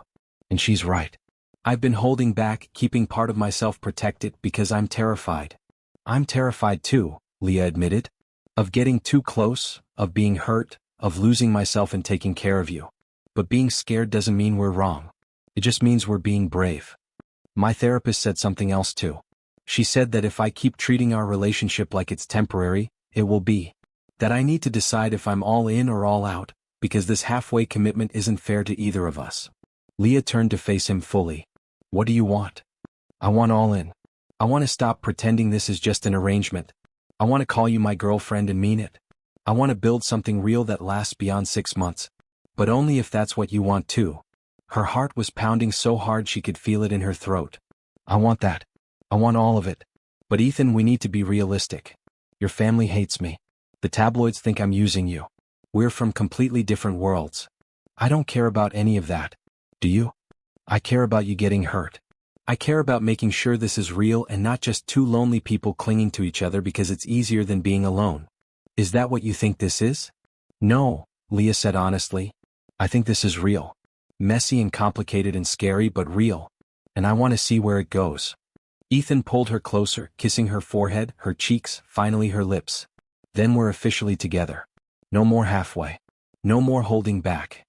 No more holding back, Leah agreed. They fell asleep on the couch again, wrapped around each other, and for the first time since this whole thing started, Leah let herself believe it might actually work. 3 months into their official relationship, Leah and Ethan had settled into a comfortable rhythm. She'd effectively moved into his house, keeping her apartment mostly for appearances and the occasional night when work ran late. They attended events together, worked side by side on the education initiative, and spent quiet evenings cooking dinner and watching terrible reality TV. It felt normal. Good. Like they were building something that could last. Then Brittany came back. Leah was at the hospital when Ethan called, his voice tight with tension. She's here. At my house. Gerald let her in before I could stop him. She says she needs to talk to me about something important. Do you want me to come home? No. Stay at work. I'll handle this. I just wanted you to know. But hours later, when Leah got home, she found Ethan in his office, staring at his computer screen with an expression she couldn't read. Brittany was gone, but her presence lingered in the tension in his shoulders, the tightness around his mouth. What did she want? Leah asked, setting down her bag. To apologize. Again. More thoroughly this time. She brought photos from our relationship before the accident, said she's been in therapy working through why she ran. She claims she's changed, grown, learned to handle difficult situations better. Something cold settled in Leah's stomach. And she asked if I could forgive her. Not to get back together, she said. Just for closure. For her own healing process. What did you say? Ethan finally looked at her. I said I'd think about it. That forgiveness is complicated and I need time to process. That's fair. But it didn't feel fair. It felt like a door opening that Leah had thought was permanently closed. She wanted to be understanding, supportive, the bigger person. Instead, she felt threatened and insecure and irrationally angry. Over the next week, Brittany called twice. She sent flowers with a note about how proud she was of Ethan for not giving up. She showed up at a company event and made polite conversation with Leah while her eyes tracked Ethan's every movement. She wants you back, Leah said one night after Brittany had cornered them at a charity auction. You realize that, right? This isn't about closure. It's about getting another chance. I know what it looks like, Ethan said carefully. But I told her I'm with you. That I'm happy. She said she respects that. And you believe her? I don't know what I believe. Brittany hurt me deeply. But she was also the woman I planned to marry. We had years together before the accident. That history doesn't just disappear. Leah felt like she'd been slapped. Are you seriously considering this? Considering her? I'm not considering anything. I'm just trying to process complicated feelings about someone who was important to me. She left you. When you needed her most, she walked away. Now she's back because you're successful again, because you've proven you're still worth something to the world. Don't you see that? Or maybe she's back because she genuinely regrets her choice and wants to make amends. People can change, Leah. Isn't that what you're always saying about your patients? That they deserve second chances. My patients didn't abandon someone they claimed to love when things got hard. They stared at each other across his living room, and Leah realized they were having their first real fight. The kind where actual hurt feelings and resentment bubbled up, where the careful politeness they usually maintained cracked under pressure. I'm not getting back together with her, Ethan said finally. But I think I need to at least hear her out properly. Give her a chance to fully apologize. Maybe have coffee or dinner where we can talk through what happened. Fine. Do whatever you need to do. Don't be like that. Like what? Understanding? Supportive? Sorry, but I'm having trouble being supportive of you having dinner with your ex-fiancé who wants you back. She doesn't want me back. She just wants closure. Keep telling yourself that. Leah grabbed her purse and headed for the door. Ethan called after her, but she didn't stop. She drove to her apartment, the one she'd barely stayed in for months, and collapsed on her bed, angry tears streaming down her face. She was being irrational. She knew that. Ethan had every right to seek closure with someone from his past. But the fear gnawing at her gut wouldn't quiet down. The fear that said Brittany was everything Leah wasn't. Polished, educated in the same circles, familiar with Ethan's world in ways Leah never would be. What if he realized he'd been settling? What if the history they shared was stronger than the connection he and Leah had built? Her phone buzzed with texts from Ethan. Apologies, reassurances, pleas to come back so they could talk. Leah ignored them all and cried herself to sleep. The next day, she went to work and threw herself into patient care with an intensity that made her coworkers ask if she was okay. She wasn't okay. She was hurt and scared and questioning everything about her relationship with Ethan. That evening, Ethan showed up at the hospital during her break. He waited in the cafeteria, and when Leah saw him sitting there in his wheelchair, looking exhausted and worried, her anger deflated. "I'm sorry," he said when she sat down across from him. "You're right. I wasn't thinking about how my seeing Brittany would affect you. I was only thinking about my own need for closure. I'm sorry too. For running away instead of talking it through. I canceled the dinner. I told Brittany that while I appreciate her apology, I don't think meeting up is a good idea. That I've moved on and I'm happy, and rehashing the past won't change anything." Relief flooded through Leah. "You didn't have to do that." "Yes, I did. Because you're more important than closure with someone who hurt me. You're my present and my future. Brittany is my past, and that's where she needs to stay." "What did she say?" "She was disappointed. Said she hoped we could be friends. I told her that wasn't possible right now, maybe not ever, and she needed to respect that." Leah reached across the table and took his hand. "Thank you. I mean it, Leah. You're it for me. I'm not interested in anyone else. Not Brittany, not anyone. Just you." They reconciled, but the incident left a mark. Leah couldn't shake the feeling that she was competing with a ghost, with the memory of who Ethan used to be before the accident. And despite Ethan's reassurances, she caught him sometimes looking distant, thoughtful, like he was working through something he couldn't quite articulate. 2 weeks later, Brittany called Ethan one more time. Leah was there when he answered, putting it on speaker so there would be no secrets between them. "I know you said you didn't want to meet," Brittany's voice came through, smooth and persuasive. "But I'm leaving the country for a job opportunity in London. I'll be gone for at least 2 years. Before I go, I really need to see you one more time. Just to say goodbye properly." Ethan looked at Leah, a question in his eyes. She wanted to say no. Wanted to demand he hang up and block Brittany's number. But she also knew that if she did that, if she tried to control who he could talk to, their relationship would become something unhealthy. "Okay," Ethan said. "One dinner. Public place. Leah comes with me." There was a pause. "I was hoping we could talk alone. Those are my terms. Take them or leave them." "Fine. Tomorrow night? Romano's at 7? We'll be there." After he hung up, Leah felt sick. This is a mistake. Probably. But if I don't do this, if I don't let her say what she needs to say, it's going to hang over us forever. Better to face it now and be done with it. The next evening they arrived at Romano's, the same restaurant where Leah and Ethan had their first blind date. The irony wasn't lost on either of them. Brittany was already there, sitting at a corner table, looking stunning in a cream-colored dress. "Ethan," she said warmly, then with barely concealed coldness, "Leah?" They sat down and the awkwardness was immediate. Brittany kept trying to talk to Ethan about old memories, inside jokes, places they'd traveled together. Leah sat there feeling like an intruder in a conversation she was supposed to be part of. "I miss us," Brittany said eventually, her eyes locked on Ethan. "I miss who we were together. The plans we had. The life we were building." "That life doesn't exist anymore," Ethan said firmly. "I'm different now. You're different. We can't go back. But we could go forward. We could build something new together, something better. Ethan, I know I hurt you. I know I failed you when you needed me most. But I've spent 2 years regretting it, wishing I could take it back. Give me another chance. Please." The vulnerability in her voice was real. Leah could hear it. This wasn't just manipulation. Brittany genuinely believed she deserved another chance. "No," Ethan said quietly. "I'm with Leah. I'm happy with Leah. What we had is over, Brittany. It ended the day you left my hospital room." "You're settling," Brittany said, and now there was an edge to her voice. "You're with her because she was there when you were lonely, because she's safe and comfortable. But is that really what you want? Someone who pities you?" "Stop." Ethan's voice was ice. "Don't talk about Leah like that. I'm just saying what everyone else is thinking. Look at you two. You're from completely different worlds. She works as a nurse, you run a billion-dollar company. She has no idea how to navigate your life, your responsibilities. How long before you realize you need someone who can actually keep up?" Leah stood up, her hands shaking. "I think we're done here." "Leah, wait," Ethan started, but she was already walking away. She made it outside before the tears came.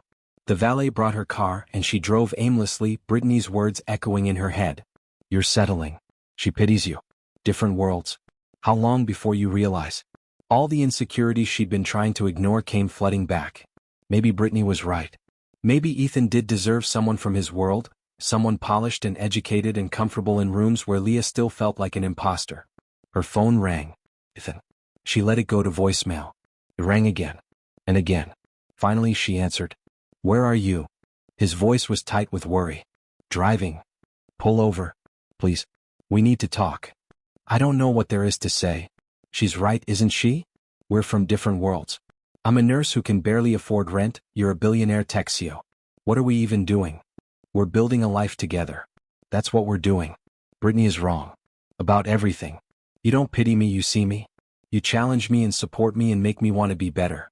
She never did that. She loved the idea of me, the successful tech guy who could give her a fancy life. You love me for who I actually am. How do you know that? How do you know I'm not just here because you saved me from drowning in debt? Because I know you. I know your heart. And I know that what we have is real. Please come back. Let's talk this through properly. Leah pulled into a parking lot and sat there, crying while Ethan stayed on the phone with her. Not pushing, not demanding, just being present. I'm scared, she finally admitted. I'm scared that 6 months from now, a year from now, you're going to wake up and realize you made a mistake. That you're going to resent me for not being enough. And I'm scared that you're going to realize taking care of me is too much work and you're going to leave like everyone else did. We're both scared, Leah. But being scared doesn't mean we're wrong for each other. It just means we're being honest about how much we have to lose. What do we do now? You come home. We forget about Brittany and her toxic opinions. And we keep building what we have, one day at a time. Leah drove back to Ethan's house. He was waiting by the door, and when she got out of the car, he rolled toward her and pulled her into his arms. I'm sorry, she said into his shoulder. For running. For doubting us. I'm sorry for putting you in that situation. I should have met her alone or not at all. Bringing you was cruel, even if I didn't mean it to be. They went inside and talked for hours. About their fears, their insecurities, the ways they needed to support each other better. It was raw and painful and necessary. And by the time the sun came up, Leah felt something shift. The foundation they'd built felt stronger somehow, tested by fire and proven solid. Brittany had tried to drive a wedge between them and failed. That had to mean something. I love you, Ethan said as they lay in his bed, exhausted from talking. I should have said it sooner. I love you, Leah Richardson. Not because you stayed when others left. Not because you're convenient or safe. Because you're you. Because you make me laugh and challenge my assumptions and remind me that I'm more than my disability or my bank account. Because being with you feels like coming home. Leah's heart felt too full for her chest. I love you too. Even when I'm scared. Even when I doubt. I love you. They kissed, soft and slow, sealing the promise between them. And for the first time since Brittany had reappeared, Leah felt like they were going to be okay. But Leah was wrong. Everything fell apart 2 weeks later in the most unexpected way. Ethan had been quiet for days, withdrawn in a way that made Leah nervous. He said it was work stress, an upcoming product launch that wasn't going smoothly. She believed him because she wanted to, because the alternative was too scary to consider. Then she came home early from a shift and found Ethan in his office, staring at his phone with tears streaming down his face. What's wrong? She rushed to him, kneeling beside his wheelchair. Ethan, what happened? He handed her his phone without speaking. On the screen was a series of text messages. From Brittany. I'm sorry to do this over text, but you wouldn't return my calls. I need you to know the truth. About the accident. About why I really left. Leah scrolled down, her stomach sinking with each line. Your brother Kyle paid me. After the accident, when you were still in the hospital, he offered me $500,000 to leave you. He said you'd be too focused on recovery to run the company properly, that someone needed to take over, and having a fiancé and family obligations would complicate things. He wanted you isolated, vulnerable, desperate enough to hand over control. I took the money. I'm not proud of it, but I took it. And I left you when you needed me most because I was greedy and stupid and cruel.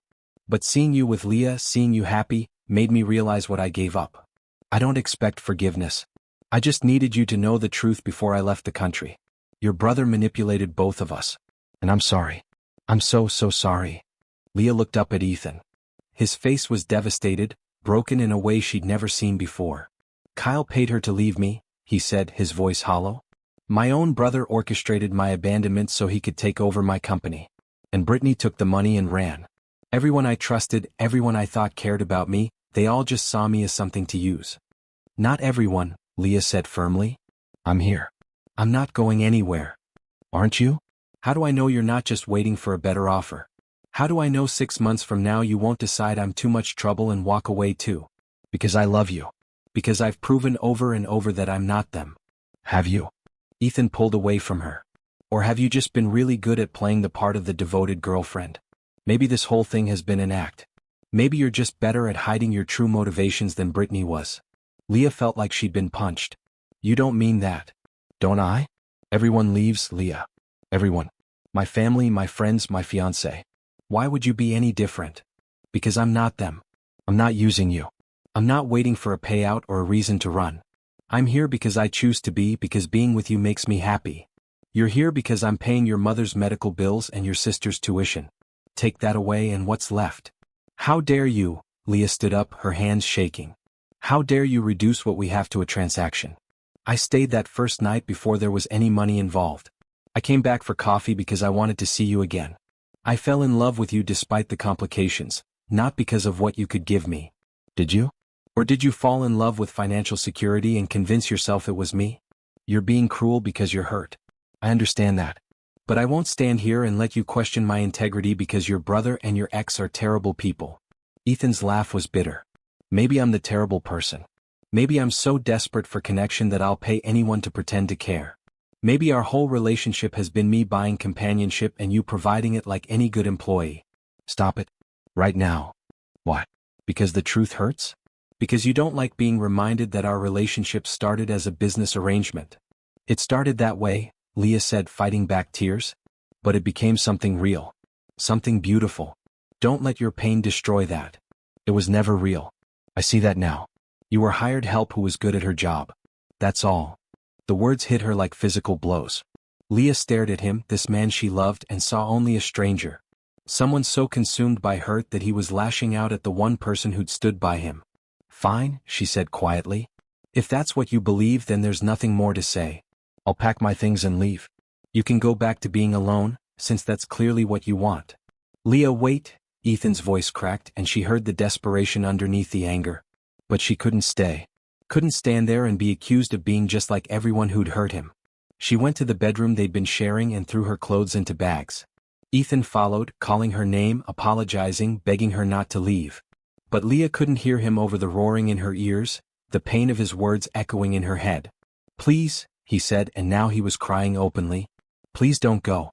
I didn't mean it. I'm sorry. I'm so sorry. I'm just hurt and scared and I'm taking it out on you because you're safe. Because I know you'll forgive me. Please forgive me. Leah turned to face him, her own tears streaming down her face. I can't be your punching bag, Ethan. I can't be the person you hurt when you're in pain just because you know I'll take it. That's not love. That's not a relationship. That's abuse. I know. You're right. I'm sorry. Please just stay. We can work through this. How? How do we work through you fundamentally not trusting me? Not believing that I'm here for the right reasons. I do trust you. I do believe in us. I was just lashing out because finding out about Kyle and Brittany destroyed me. But I know you're different. I know what we have is real. Do you? Because 5 minutes ago you said it was all fake. That I'm just hired help. You can't take that back, Ethan. You can't unsay words like that. She grabbed her bags and headed for the door. Ethan followed, desperate, broken. Leah, please. I love you. Don't leave me. Everyone leaves me. Please don't be another person who leaves. You're pushing me away and then begging me to stay. You can't have it both ways. She stopped at the door, turning back one more time. I love you. I really do. But I can't be with someone who doesn't trust me. Who thinks so little of me that he'd accuse me of using him. Fix yourself, Ethan. Figure out what you actually want. And maybe, if you decide it's me, if you decide to truly believe in us, we can try again. But right now, I need space. She walked out, and this time she didn't look back. The drive to her apartment was a blur of tears and pain. Leah barely remembered parking, barely remembered climbing the stairs to her door. Rachel was inside, and she took one look at Leah's face and pulled her into a hug. What happened? Leah told her everything. About Brittany's confession, about Kyle's betrayal, about Ethan's accusations and the terrible things he'd said. Rachel listened, her expression growing angrier with each detail. He's an idiot, she said when Leah finished. He's hurt and broken and he took it out on you because he knew you'd be there to absorb it. That's not okay. I know. But I also know he's in pain. His brother orchestrated his abandonment. His ex-fiancée took money to leave him. Everyone he trusted betrayed him. How is he supposed to believe in anyone after that? By recognizing that you're not them. By seeing all the times you've proven yourself. By trusting the evidence instead of giving in to fear. Leah collapsed on her old couch, the one that was lumpy and worn but familiar. Maybe we moved too fast. Maybe 6 months wasn't enough time to build the foundation we needed. Or maybe he needs to work through his trauma before he can be in a healthy relationship with anyone. Her phone rang. Ethan. She let it go to voicemail. It rang again. And again. Finally she turned it off. She needed space. Needed time to think without his voice in her ear, his apologies clouding her judgment. What they had was real. She knew that. But was it strong enough to survive this? Strong enough to overcome his fundamental inability to trust? Leah didn't know. And that terrified her more than anything. 4 days passed. 4 days of Leah throwing herself into work, of avoiding her phone, of pretending her heart wasn't breaking. Monica came by with wine and comfort. Tasha called daily with encouragement and a few choice words about what she'd like to say to Ethan. Rachel hovered like a protective mother hen, making sure Leah ate and slept and didn't completely fall apart. But Leah was falling apart anyway. Because despite everything, despite the hurt and the accusations and the fundamental breakdown of trust, she still loved him. Still thought about him constantly. Still reached for her phone to text him about something funny or interesting before remembering they weren't talking. On the 5th day, Gerald showed up at her apartment. "Miss Richardson," he said when she opened the door. "I hope I'm not intruding. May I come in?" Leah let him in, curious despite herself. Gerald looked tired, worried in a way she'd never seen him before. "He's not well," Gerald said without preamble. "Mr. Cross. Since you left he's barely eaten, barely slept. He's not answering calls from the company. He just sits in his office staring at nothing. Why are you telling me this? Because I've worked for Ethan for 8 years. I've seen him at his best and his absolute worst. And I've never seen him as devastated as he is right now. You're the best thing that's ever happened to him, Miss Richardson. What he said to you was unforgivable. But losing you might actually break him. He pushed me away. He accused me of using him, of being just like everyone else who hurt him. How am I supposed to come back from that? I'm not asking you to come back. I'm asking you to listen. To hear what he's been processing since you left. He spent the last 5 days in therapy, working through everything with his counselor. He knows he was wrong. He knows he hurt you. But he's terrified you'll never speak to him again." Leah closed her eyes. "What does he want from me? To apologize. Properly. To explain what was going through his mind, not to excuse it but to help you understand. And then to let you decide if there's any path forward. I need to think about it. Of course. But Miss Richardson? For what it's worth, I've never seen him love anyone the way he loves you. Not even Brittany. What you two have is rare. It would be a shame to let fear destroy it." After Gerald left, Leah sat alone in her apartment for a long time. She thought about everything they'd built together. The quiet mornings drinking coffee. The late nights talking about nothing and everything. The way Ethan looked at her like she was precious and rare. The way he made her laugh even on her worst days. She thought about his face when he'd read Brittany's confession. The devastation, the betrayal, the absolute destruction of his ability to trust anyone. She thought about how scared he must have been in that moment, how isolated and alone. It didn't excuse what he'd said. But it helped her understand it. That evening she texted him. "I'm willing to talk. But not at your house. Somewhere neutral." His response came immediately. "BA's Cafe? Tomorrow at 7? Okay." She barely slept that night, running through every possible conversation in her head. By the time she arrived at the cafe the next evening, her stomach was in knots. Ethan was already there, sitting at their usual corner table. He looked terrible. Exhausted, with dark circles under his eyes and a tension in his jaw that spoke of pain barely controlled.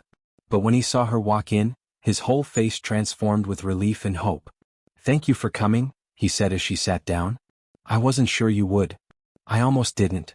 They ordered coffee. Neither of them touched it when it arrived. Finally, Ethan spoke. "I'm not going to make excuses for what I said. It was cruel and unfair and completely wrong. You've never given me any reason to doubt you. You've proven over and over that you're nothing like the people who hurt me. But when I found out about Kyle and Brittany, when I realized that everyone I'd trusted had betrayed me, something broke inside me." He took a shaky breath. "I've been in therapy twice a day since you left. working through my trauma, my abandonment issues, my inability to trust. And my therapist helped me see something I'd been refusing to acknowledge. I've been waiting for you to leave. Expecting it even. Because if I expect it, if I prepare for it, then it won't hurt as much when it happens. But I wasn't leaving, Leah said quietly. I was there. I was staying. I know. And that terrified me more than anything. Because the longer you stayed, the more I had to lose. So when I found out about the betrayal, my brain went into protection mode. It tried to push you away before you could hurt me, tried to prove that I was right to never trust anyone. You succeeded. You pushed me away. I know. And I'm sorry. More sorry than I can possibly express. You deserved better than that. You deserved a partner who trusted you, who believed in what we had, who didn't lash out when he was hurt. Leah wrapped her hands around her coffee cup, needing something to hold on to. What you said hurt me deeply. Not just the words, but the fact that after everything we'd been through, you still saw me as someone who was using you. That you could so easily reduce our relationship to a transaction. I was wrong. Completely, fundamentally wrong. Our relationship stopped being a transaction the moment you sat down at Romano's that first night and chose to stay. Everything since then has been real. Our connection, our love, our partnership. All of it real.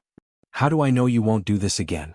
The next time you're hurt or scared, how do I know you won't push me away and accuse me of being like everyone else? You don't, Ethan said honestly. I can't promise I'll never hurt you again. I'm still learning how to be in a healthy relationship after years of trauma and isolation. But I can promise that I'm working on it. That I'm committed to therapy, to understanding my patterns, to communicating better instead of lashing out. He reached across the table, stopping just short of touching her hand. I can promise that I love you. Really truly love you. Not because you stayed when others left. Not because you helped me navigate my disability. But because you're smart and kind and funny and you challenge me to be better. Because you see me as a whole person, not just a collection of problems to solve. Because being with you feels like the best version of myself. Tears were streaming down Leah's face. I love you too. Even now, even after everything, I love you. But Ethan, I can't be your emotional punching bag. I can't be the person you hurt when you're in pain. I know. And I'm not asking you to be. I'm asking for a chance to prove that I can be better. That I can be the partner you deserve. But only if you want to give me that chance. If you don't, if you need to walk away for your own well-being, I'll understand. I'll support that decision even though it will destroy me. Leah looked at him across the table. At the man who'd become her best friend, her partner, her love. The man who'd made terrible mistakes but was genuinely trying to fix them. The man who was broken but healing, who was scared but brave enough to admit it. I need conditions, she said finally. If we're going to try again, we need boundaries. Anything. Name them. First, you continue therapy. Regularly. Not just when things are bad, but ongoing work to process your trauma and learn healthier coping mechanisms. Agreed. I've already committed to twice weekly sessions for the next 6 months. Second, when you're hurting or scared or feeling insecure, you tell me. You don't lash out, you don't push me away. You communicate what you're feeling and we work through it together. Agreed. Though I need you to be patient with me while I learn how to do that. It's not natural for me to be vulnerable. I will be. But you have to actually try. I will. I promise. Third, we rebuild trust slowly. We don't rush back into where we were. We take time to reconnect, to remember why we worked together, to establish a healthier foundation. However long it takes. I'll wait as long as you need. Leah took a deep breath. And finally, you believe me when I say I love you. You trust that I'm here because I choose to be, not because of money or obligation. You have to actually believe in us, Ethan. Because if you can't, if you're always going to doubt my motivations, then we'll never work. I believe in us, Ethan said, and his voice was strong, certain. I believe in you. I believe that what we have is real and worth fighting for. And I'm going to spend every day proving to you that your trust isn't misplaced. Leah finally reached across the table and took his hand. The contact was electric, familiar, like coming home after a long journey. Okay, we'll try again. Slowly. Carefully. But we try. Relief and joy flooded Ethan's face. He brought her hand to his lips, kissing her knuckles gently. Thank you. For not giving up on me. For giving me another chance. I won't waste it.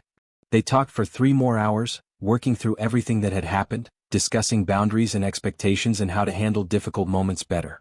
It was exhausting and emotional and necessary.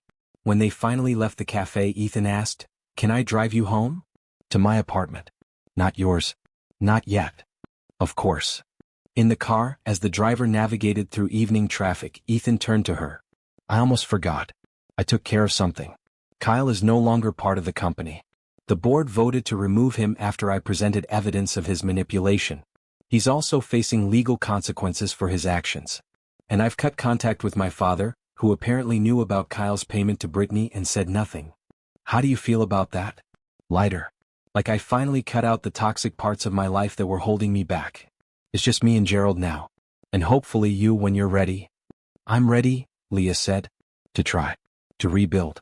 To see where this goes. He smiled, that real smile she'd fallen in love with. One day at a time? One day at a time. Over the next few weeks, they dated like they were starting fresh. Coffee dates, dinners at quiet restaurants, long walks where Ethan used his chair and Leah walked beside him. They talked about everything. Childhood memories, dreams for the future, fears and insecurities they'd never fully shared before. It felt different than before. More intentional. Like they were building something with stronger materials this time, with better plans, with a clearer vision of what they wanted to create. Leah still kept her apartment. Still maintained some independence. But slowly, carefully, she started spending more nights at Ethan's house. Started leaving clothes in his closet, toiletries in his bathroom, pieces of herself integrated into his space. And Ethan, true to his word, worked on himself. He communicated better. When he was having a bad day, he told her instead of withdrawing. When he felt insecure, he expressed it directly instead of lashing out. It wasn't perfect. He still struggled sometimes. But the effort was genuine, and that made all the difference. One evening, about 6 weeks after their reconciliation, they were cooking dinner together in his enormous kitchen. Ethan was chopping vegetables with impressive knife skills while Leah worked on the sauce. It felt domestic and comfortable and perfectly ordinary. I have something for you, Ethan said, setting down his knife. He rolled over to a drawer and pulled out an envelope. Open it. Inside was a check. A large check made out to Leah for the exact amount he'd paid toward her debts. What is this? She asked, confused. Our original arrangement was 6 months. It's been 5. In 1 month, our contract ends and everything I've paid gets settled as agreed. But I don't want our relationship to have that hanging over it anymore. I want to clear the ledger completely. Ethan, you don't have to do this. I know. But I want to. That money should have always been a gift between people who care about each other, not a payment for services rendered. So take it. Put it in savings, donate it to charity, burn it for all I care. But know that our relationship from this point forward is based purely on love. No contracts, no obligations, no transactions. Just us choosing each other every single day. Leah looked at the check, overwhelmed. This is too much. It's exactly enough. Please, let me do this. She folded the check and tucked it into her pocket, then threw her arms around him. Thank you. Not just for this but for everything. For being honest, for doing the work, for fighting for us. Thank you for giving me the chance to fight. For not giving up when I gave you every reason to. They finished making dinner and ate it while watching the sunset through his floor-to-ceiling windows. The city spread out below them, millions of lights beginning to twinkle as darkness fell. And Leah realized something. She was happy. Really, genuinely happy in a way she hadn't been in years.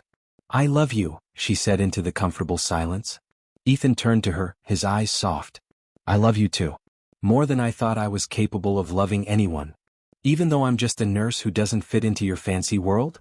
Especially because of that. You keep me grounded. You remind me what actually matters. And for the record, you fit perfectly into my world. Because you are my world. Leah kissed him, slow and sweet and full of promise. And she knew with absolute certainty that they were going to make it.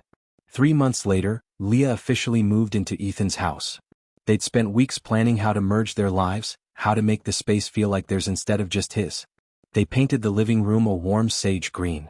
Hung photos of Leah's family alongside Ethan's company awards. Filled the empty spaces with plants and books and little pieces of both their histories. Tasha came to visit and gave her approval. It looks like people actually live here now. Real people with real lives, not a museum exhibit. That was the goal, Leah said, smiling. Her relationship with Ethan had deepened in ways she hadn't thought possible. They'd learned each other's rhythms, each other's needs. Ethan knew that Leah needed quiet time after particularly hard shifts at the hospital. Leah knew that Ethan got frustrated on days when his physical therapy wasn't progressing as fast as he wanted. They supported each other through the hard moments and celebrated the good ones. When Leah received a Nursing Excellence Award from the hospital, Ethan threw her a surprise party with all her co-workers. When Ethan's company launched their new education platform to rave reviews, Leah arranged a private celebration with his small circle of trusted friends. They were building a life together. A real, sustainable, beautiful life.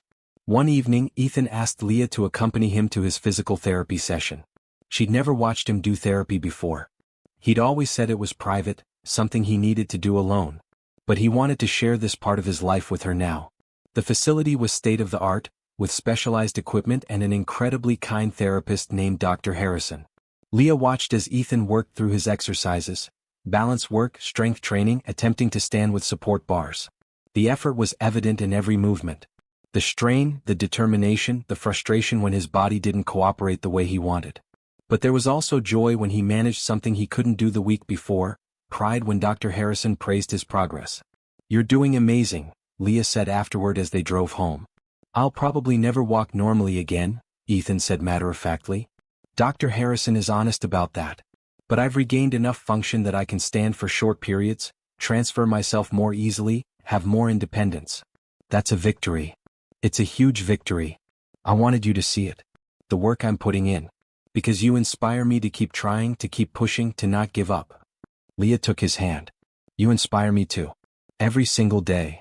That night, they started talking seriously about the future. About what they wanted their lives to look like long-term. "I want to expand the education initiative," Ethan said. "Create a foundation that's separate from the company, something that will outlast me. Provide technology and training to underserved communities all over the country." "That's beautiful. I want you to help me build it. Not just as my partner but as a co-founder. Your perspective as someone who works in healthcare, who understands communities in need, would be invaluable." Leah's heart raced. "You want me to help run a foundation? I want us to run it together. You could reduce your hospital hours if you wanted, focus on something that might have even more impact. Or keep working full-time and be involved part-time. Whatever makes sense for you. Can I think about it?" "Of course. No pressure. I just want you to know that I see you as my equal partner in everything I build moving forward." Over the next few weeks, Leah considered the offer seriously. She loved nursing, loved her patients, loved the direct impact she could make on individual lives. But the foundation would allow her to help on a larger scale, to shape programs that could change thousands of lives instead of dozens. She talked to her supervisor at the hospital, who suggested going part-time. 3 shifts a week instead of 5, leaving time for foundation work while keeping her connected to patient care. It was perfect. Leah accepted Ethan's offer, and they began the work of building the foundation together. They chose a name, the Second Chances Foundation. Because everyone deserved a second chance, whether it was access to education, recovery from setbacks, or rebuilding after loss. The work was exciting and exhausting. They interviewed potential staff, set up programs, traveled to different cities to meet with community leaders and identify needs. Leah discovered she was good at this work, good at seeing what communities needed and figuring out how to deliver it. And working alongside Ethan every day strengthened their relationship in ways she hadn't expected. They were true partners now, building something meaningful together. 6 months after Leah moved in, Ethan asked her to come to the garden one evening. It had become her favorite part of the house, a beautifully landscaped space with flowers and trees and a small pond. She'd spent hours there reading, thinking, finding peace. When she walked outside, she found the garden lit with hundreds of tiny lights strung through the trees. Soft music played from hidden speakers. And Ethan was there, dressed in his best suit, looking nervous and hopeful and absolutely beautiful. "What's all this?" Leah asked, her heart already knowing the answer. "Leah Richardson," Ethan said, his voice shaking slightly. 2 years ago I was ready to give up. On life, on happiness, on the possibility that anything good could happen again. Then you walked into Romano's in a borrowed dress and saw me. Not my wheelchair, not my money, not my disability. Just me." He pulled a small box from his pocket and opened it. Inside was a ring, a deep green emerald surrounded by small diamonds, elegant and unique and absolutely perfect. "You taught me that love isn't about being perfect or having all the answers. It's about showing up every day and choosing each other. About being honest even when it's hard. About building something together that's stronger than what either of us could create alone." Tears were already streaming down Leah's face. "I love you more than I knew it was possible to love someone. You're my partner, my best friend, the person who makes every day worth living. Will you marry me? Will you build a life with me for however many years we're given?" "Yes," Leah said, dropping to her knees in front of his wheelchair. Yes, absolutely yes. I love you so much. He slipped the ring onto her finger, and they kissed while the lights twinkled around them and the garden seemed to glow with their happiness. I picked an emerald because of your eyes, Ethan said. They're not quite green, but they have these flecks of it when you're happy. I wanted something unique, something that reminded me of you. It's perfect. Everything is perfect. They sat in the garden for hours, making plans and dreaming about their future. A small wedding, just close friends and family. A honeymoon somewhere quiet and beautiful. A life dedicated to meaningful work and supporting each other and never taking a single day for granted. I want kids, Ethan said tentatively. Someday. If you do. I know my disability complicates things, but there are ways. And I think we'd be good parents. I want that too, Leah said. A family. Little people to love and teach and watch grow up in a house full of kindness and hope. Kindness and hope. I like that. That's exactly what we'll build. The next morning, Leah called her family with the news. Tasha screamed so loud she probably woke her entire dorm. Her mother cried happy tears and said she'd always known Leah would find someone worthy of her love. Monica demanded to be involved in every aspect of wedding planning. At work, her co-workers threw an impromptu celebration. Mrs. Chen, still a patient after all this time, held Leah's hand and said, "You deserve every happiness, sweet girl. You give so much love to others. I'm glad someone is finally giving it back to you." The foundation work continued. They held their first major fundraising gala, raising over $3 million for technology programs in 30 schools across 10 states. Leah gave a speech about second chances and equal access and the power of education to change lives. The audience gave her a standing ovation. Ethan watched from his seat at the head table, his eyes shining with pride and love. Afterward, he pulled her aside and said, "You were incredible up there. A natural. I'm so proud of you. We did this together. No, you're doing this yourself. I may have provided resources, but you're the one making it happen. You're the one with the vision and the heart to see it through. Don't diminish your role in this." Leah was learning to accept praise, to recognize her own strengths and accomplishments. It was a process, unlearning years of putting herself last and making herself small. But with Ethan's support and her own growing confidence, she was getting better at it. They set a wedding date, 6 months away in the spring when the garden would be in full bloom. Leah wanted something intimate and meaningful, not a huge production. Just the people who mattered most, celebrating in the space where Ethan had proposed. Planning the wedding was surprisingly fun. They chose simple decorations, local flowers, a small string quartet. The menu would feature comfort food instead of fancy cuisine. Everything was designed to be accessible and comfortable, to feel like a celebration rather than a performance. "I want to write my own vows," Leah said one evening while they were reviewing guest lists. "Me too. I want to say exactly what you mean to me in my own words." They worked on their vows separately, keeping them secret from each other. Leah spent weeks trying to capture everything she felt. The gratitude for his trust, the respect for his strength, the deep and abiding love that had grown from the most unlikely beginning. 2 weeks before the wedding, Rachel helped Leah choose her dress. Not a traditional white gown, but a flowing emerald green dress that matched her ring. It was elegant and simple and felt perfectly like herself. "You look happy," Rachel observed as Leah stood in front of the mirror. "Really genuinely happy. I'm glad. After everything you've been through, you deserve this." "I never thought I'd get here," Leah admitted. "I spent so many years taking care of everyone else, I forgot to imagine what my own happiness might look like. But this is it. This is everything." The night before the wedding, Ethan and Leah stayed in separate rooms, honoring the tradition of not seeing each other.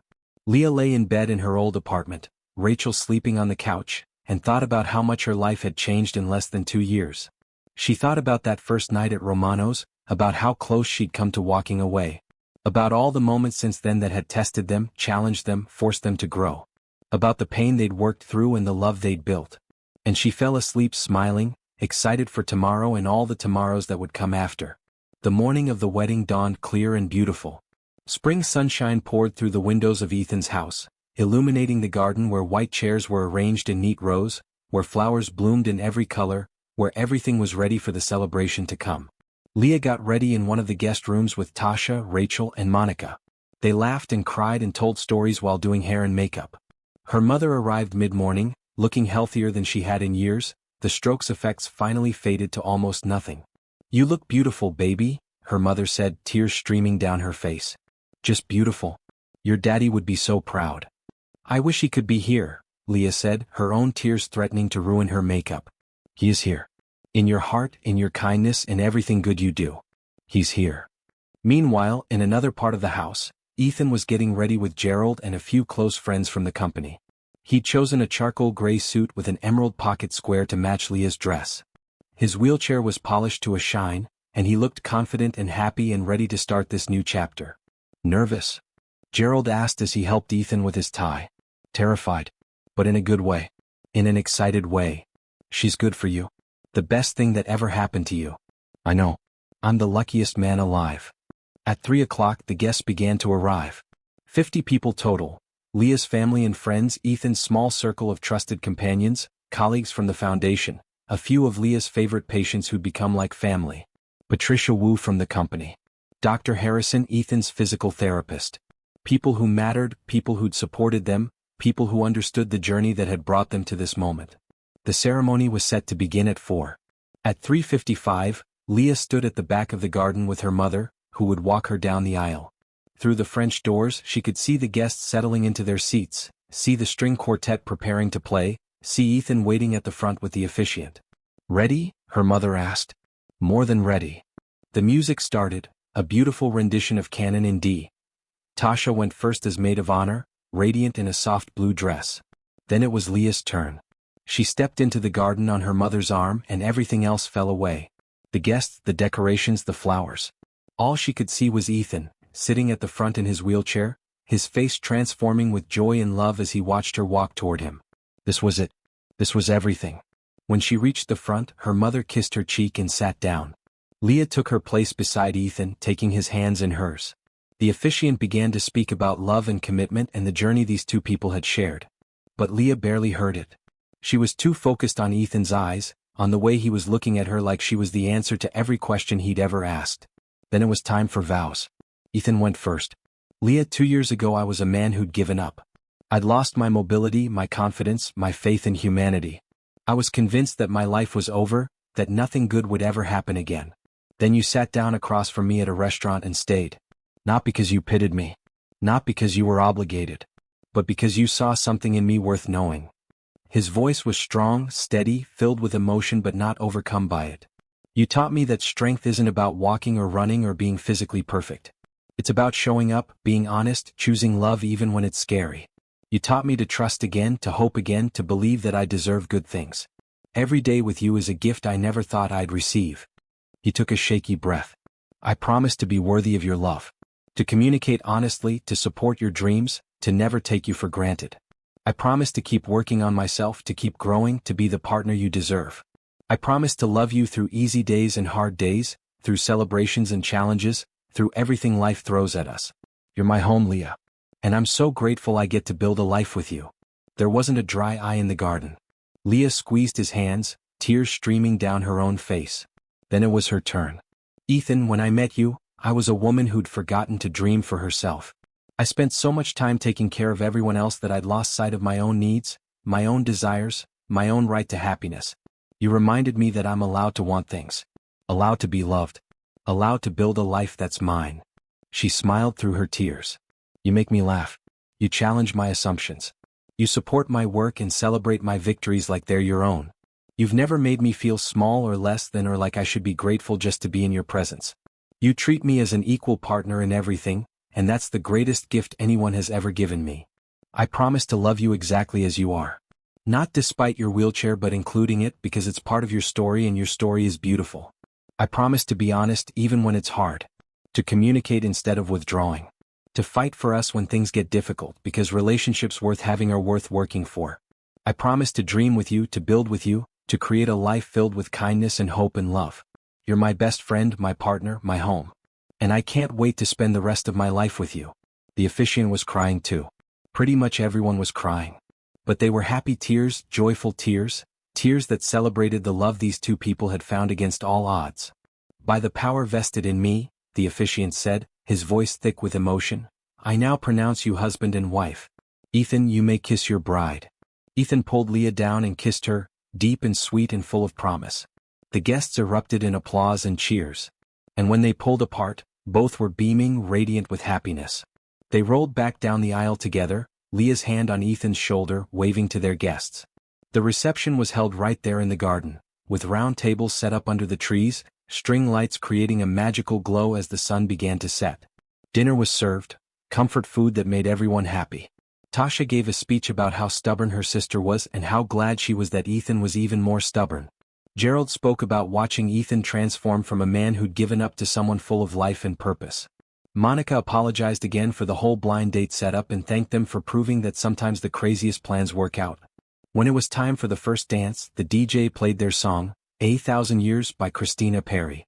Ethan had been working on his standing for months in physical therapy, preparing for this moment. With Leah's support and his determination, he stood from his wheelchair and held her close as they swayed to the music. He could only stand for about 2 minutes before needing to sit again, but those 2 minutes were perfect. Absolutely perfect. The guests watched in awed silence, witnessing not just a dance but a testament to perseverance and love and refusing to let limitations define you. I love you, Ethan whispered in her ear. I love you too. Forever. The party continued late into the night. People danced and laughed and celebrated. Leah's mother told embarrassing stories about Leah as a child. Ethan's physical therapist congratulated him on his progress. Patricia Wu cornered them both to talk about expansion plans for the foundation. Around midnight, Leah and Ethan snuck away to a quiet corner of the garden. They sat together on a bench, Ethan's wheelchair beside them, and looked up at the stars. We did it, Leah said. We actually did it. We did. And it was perfect. What do you think comes next? After tonight, after the honeymoon, when real life starts again. More of this. More building, more dreaming, more working toward something meaningful. More quiet nights at home. More laughter. More challenges we face together. More love every single day. That sounds perfect. They sat in comfortable silence for a while, processing the weight of the day, the significance of the promises they'd made. Finally, Ethan spoke. I want to tell you something. About that first night at Romano's. When you sat down and stayed, I remember thinking that maybe miracles were real. That maybe I wasn't as alone as I thought. And every day since then you've proven that instinct right. You're my miracle, Leah. My second chance at everything. You're my miracle too. You showed me that it's okay to be taken care of sometimes. That accepting help isn't weakness. That love can come from the most unexpected places and in the most unexpected ways. Here's to unexpected ways, Ethan said, raising an imaginary glass. To unexpected ways, Leah agreed, laughing. They returned to the reception for the last hour of dancing. When the final song played and the last guest departed, Leah and Ethan were left alone in their garden, surrounded by the evidence of their celebration, exhausted and happy and married. Ready to start our life together? Ethan asked. I feel like we already did. Months ago. But yes. Ready to make it official. They went inside their home, the one they'd built together, filled with pieces of both their lives woven into something new. And as they fell asleep that night, wrapped in each other's arms, both knew with absolute certainty that they'd found what they'd been searching for all along. Not perfection. Not a fairy tale ending where all problems disappeared. But something better. A real partnership built on honesty and trust and the willingness to keep showing up for each other, day after day, through whatever came next. 3 months after the wedding, the Second Chances Foundation announced their largest initiative yet. A nationwide program providing technology, training, and mentorship to students with disabilities. It was Leah's idea, inspired by watching Ethan navigate a world not built for people like him. The program was a massive success. Within a year, they'd helped over 5,000 students access adaptive technology and educational opportunities they'd previously been denied. The impact was measurable, significant, and deeply meaningful. Ethan and Leah appeared on news programs, gave interviews, and spoke at conferences about their work. They used their platform to advocate for accessibility, for inclusion, for seeing people beyond their limitations. And they did it together as equal partners, amplifying each other's voices and celebrating each other's contributions. One evening about a year after their wedding, they sat in their garden again. The place where Ethan had proposed. The place they'd gotten married. The place that had become their sanctuary. I'm pregnant, Leah said, her hand on her still flat stomach. About 8 weeks along. I wanted to wait until I was sure before telling you. Ethan's face went through a dozen emotions in 5 seconds. Shock, joy, fear, excitement, overwhelming love. We're having a baby? We're having a baby. He pulled her close, tears streaming down his face. I can't believe it. I never thought I'd have this. A family. A child. A future this beautiful. Believe it, because it's real. All of it's real. They told their families at a dinner party the following week. Tasha screamed again. Leah's mother cried again. Gerald smiled wider than anyone had ever seen him smile. And everyone celebrated the next chapter in this love story that had started with a blind date and become something extraordinary. The pregnancy wasn't easy. Leah had morning sickness that lasted all day. She was exhausted constantly, emotional, physically uncomfortable. But Ethan was there for all of it, supporting her, taking care of her, proving that he could be relied on through the hard times as well as the good. When their daughter was born on a snowy December morning, both Leah and Ethan cried as they held her for the first time. She was perfect, tiny and beautiful and already loved beyond measure. What should we name her? Ethan asked, his finger clasped in his daughter's tiny fist. Hope, Leah said. Because that's what you gave me. What we gave each other. Hope for better days. Hope for real love. Hope that even when life seems impossible, beautiful things can still happen. Hope Cross, Ethan said, testing it out. It's perfect. They brought Hope home to a house filled with love and laughter and the promise of a beautiful future. And as Leah watched Ethan hold their daughter, as she saw the pure joy and love on his face, she thought about that first night at Romano's. She'd almost walked away. Almost let fear and uncertainty keep her from the best thing that ever happened to her. But she'd stayed. And that choice had led to this. A family, a partnership, a life beyond anything she'd dared to dream. Thank you, she whispered to Ethan one night as they watched Hope sleep in her crib. For what? For not giving up. For fighting for us. For being exactly who you are. Thank you for seeing me. For staying. For loving me enough to work through the hard parts. Always, Leah promised. Through every hard part and every beautiful part. Always. And she meant it. Because love wasn't about perfect moments or easy choices. It was about showing up, being honest, and choosing each other every single day. It was about building something together that was stronger than what either could create alone. It was about kindness and hope and refusing to let fear win. And that was exactly what they would teach their daughter as she grew up in a house full of love. That life would be hard sometimes, that people would disappoint her sometimes, that she'd face challenges that seemed insurmountable. But if she led with kindness, held on to hope, and loved with her whole heart, beautiful things could happen. Have you ever been in a relationship where trust had to be rebuilt from the ground up? What did you learn about love and forgiveness? Drop a comment below and subscribe to see more stories about second chances and the power of choosing love, even when it's scary. What would you have done in Leah's position when Ethan pushed her away?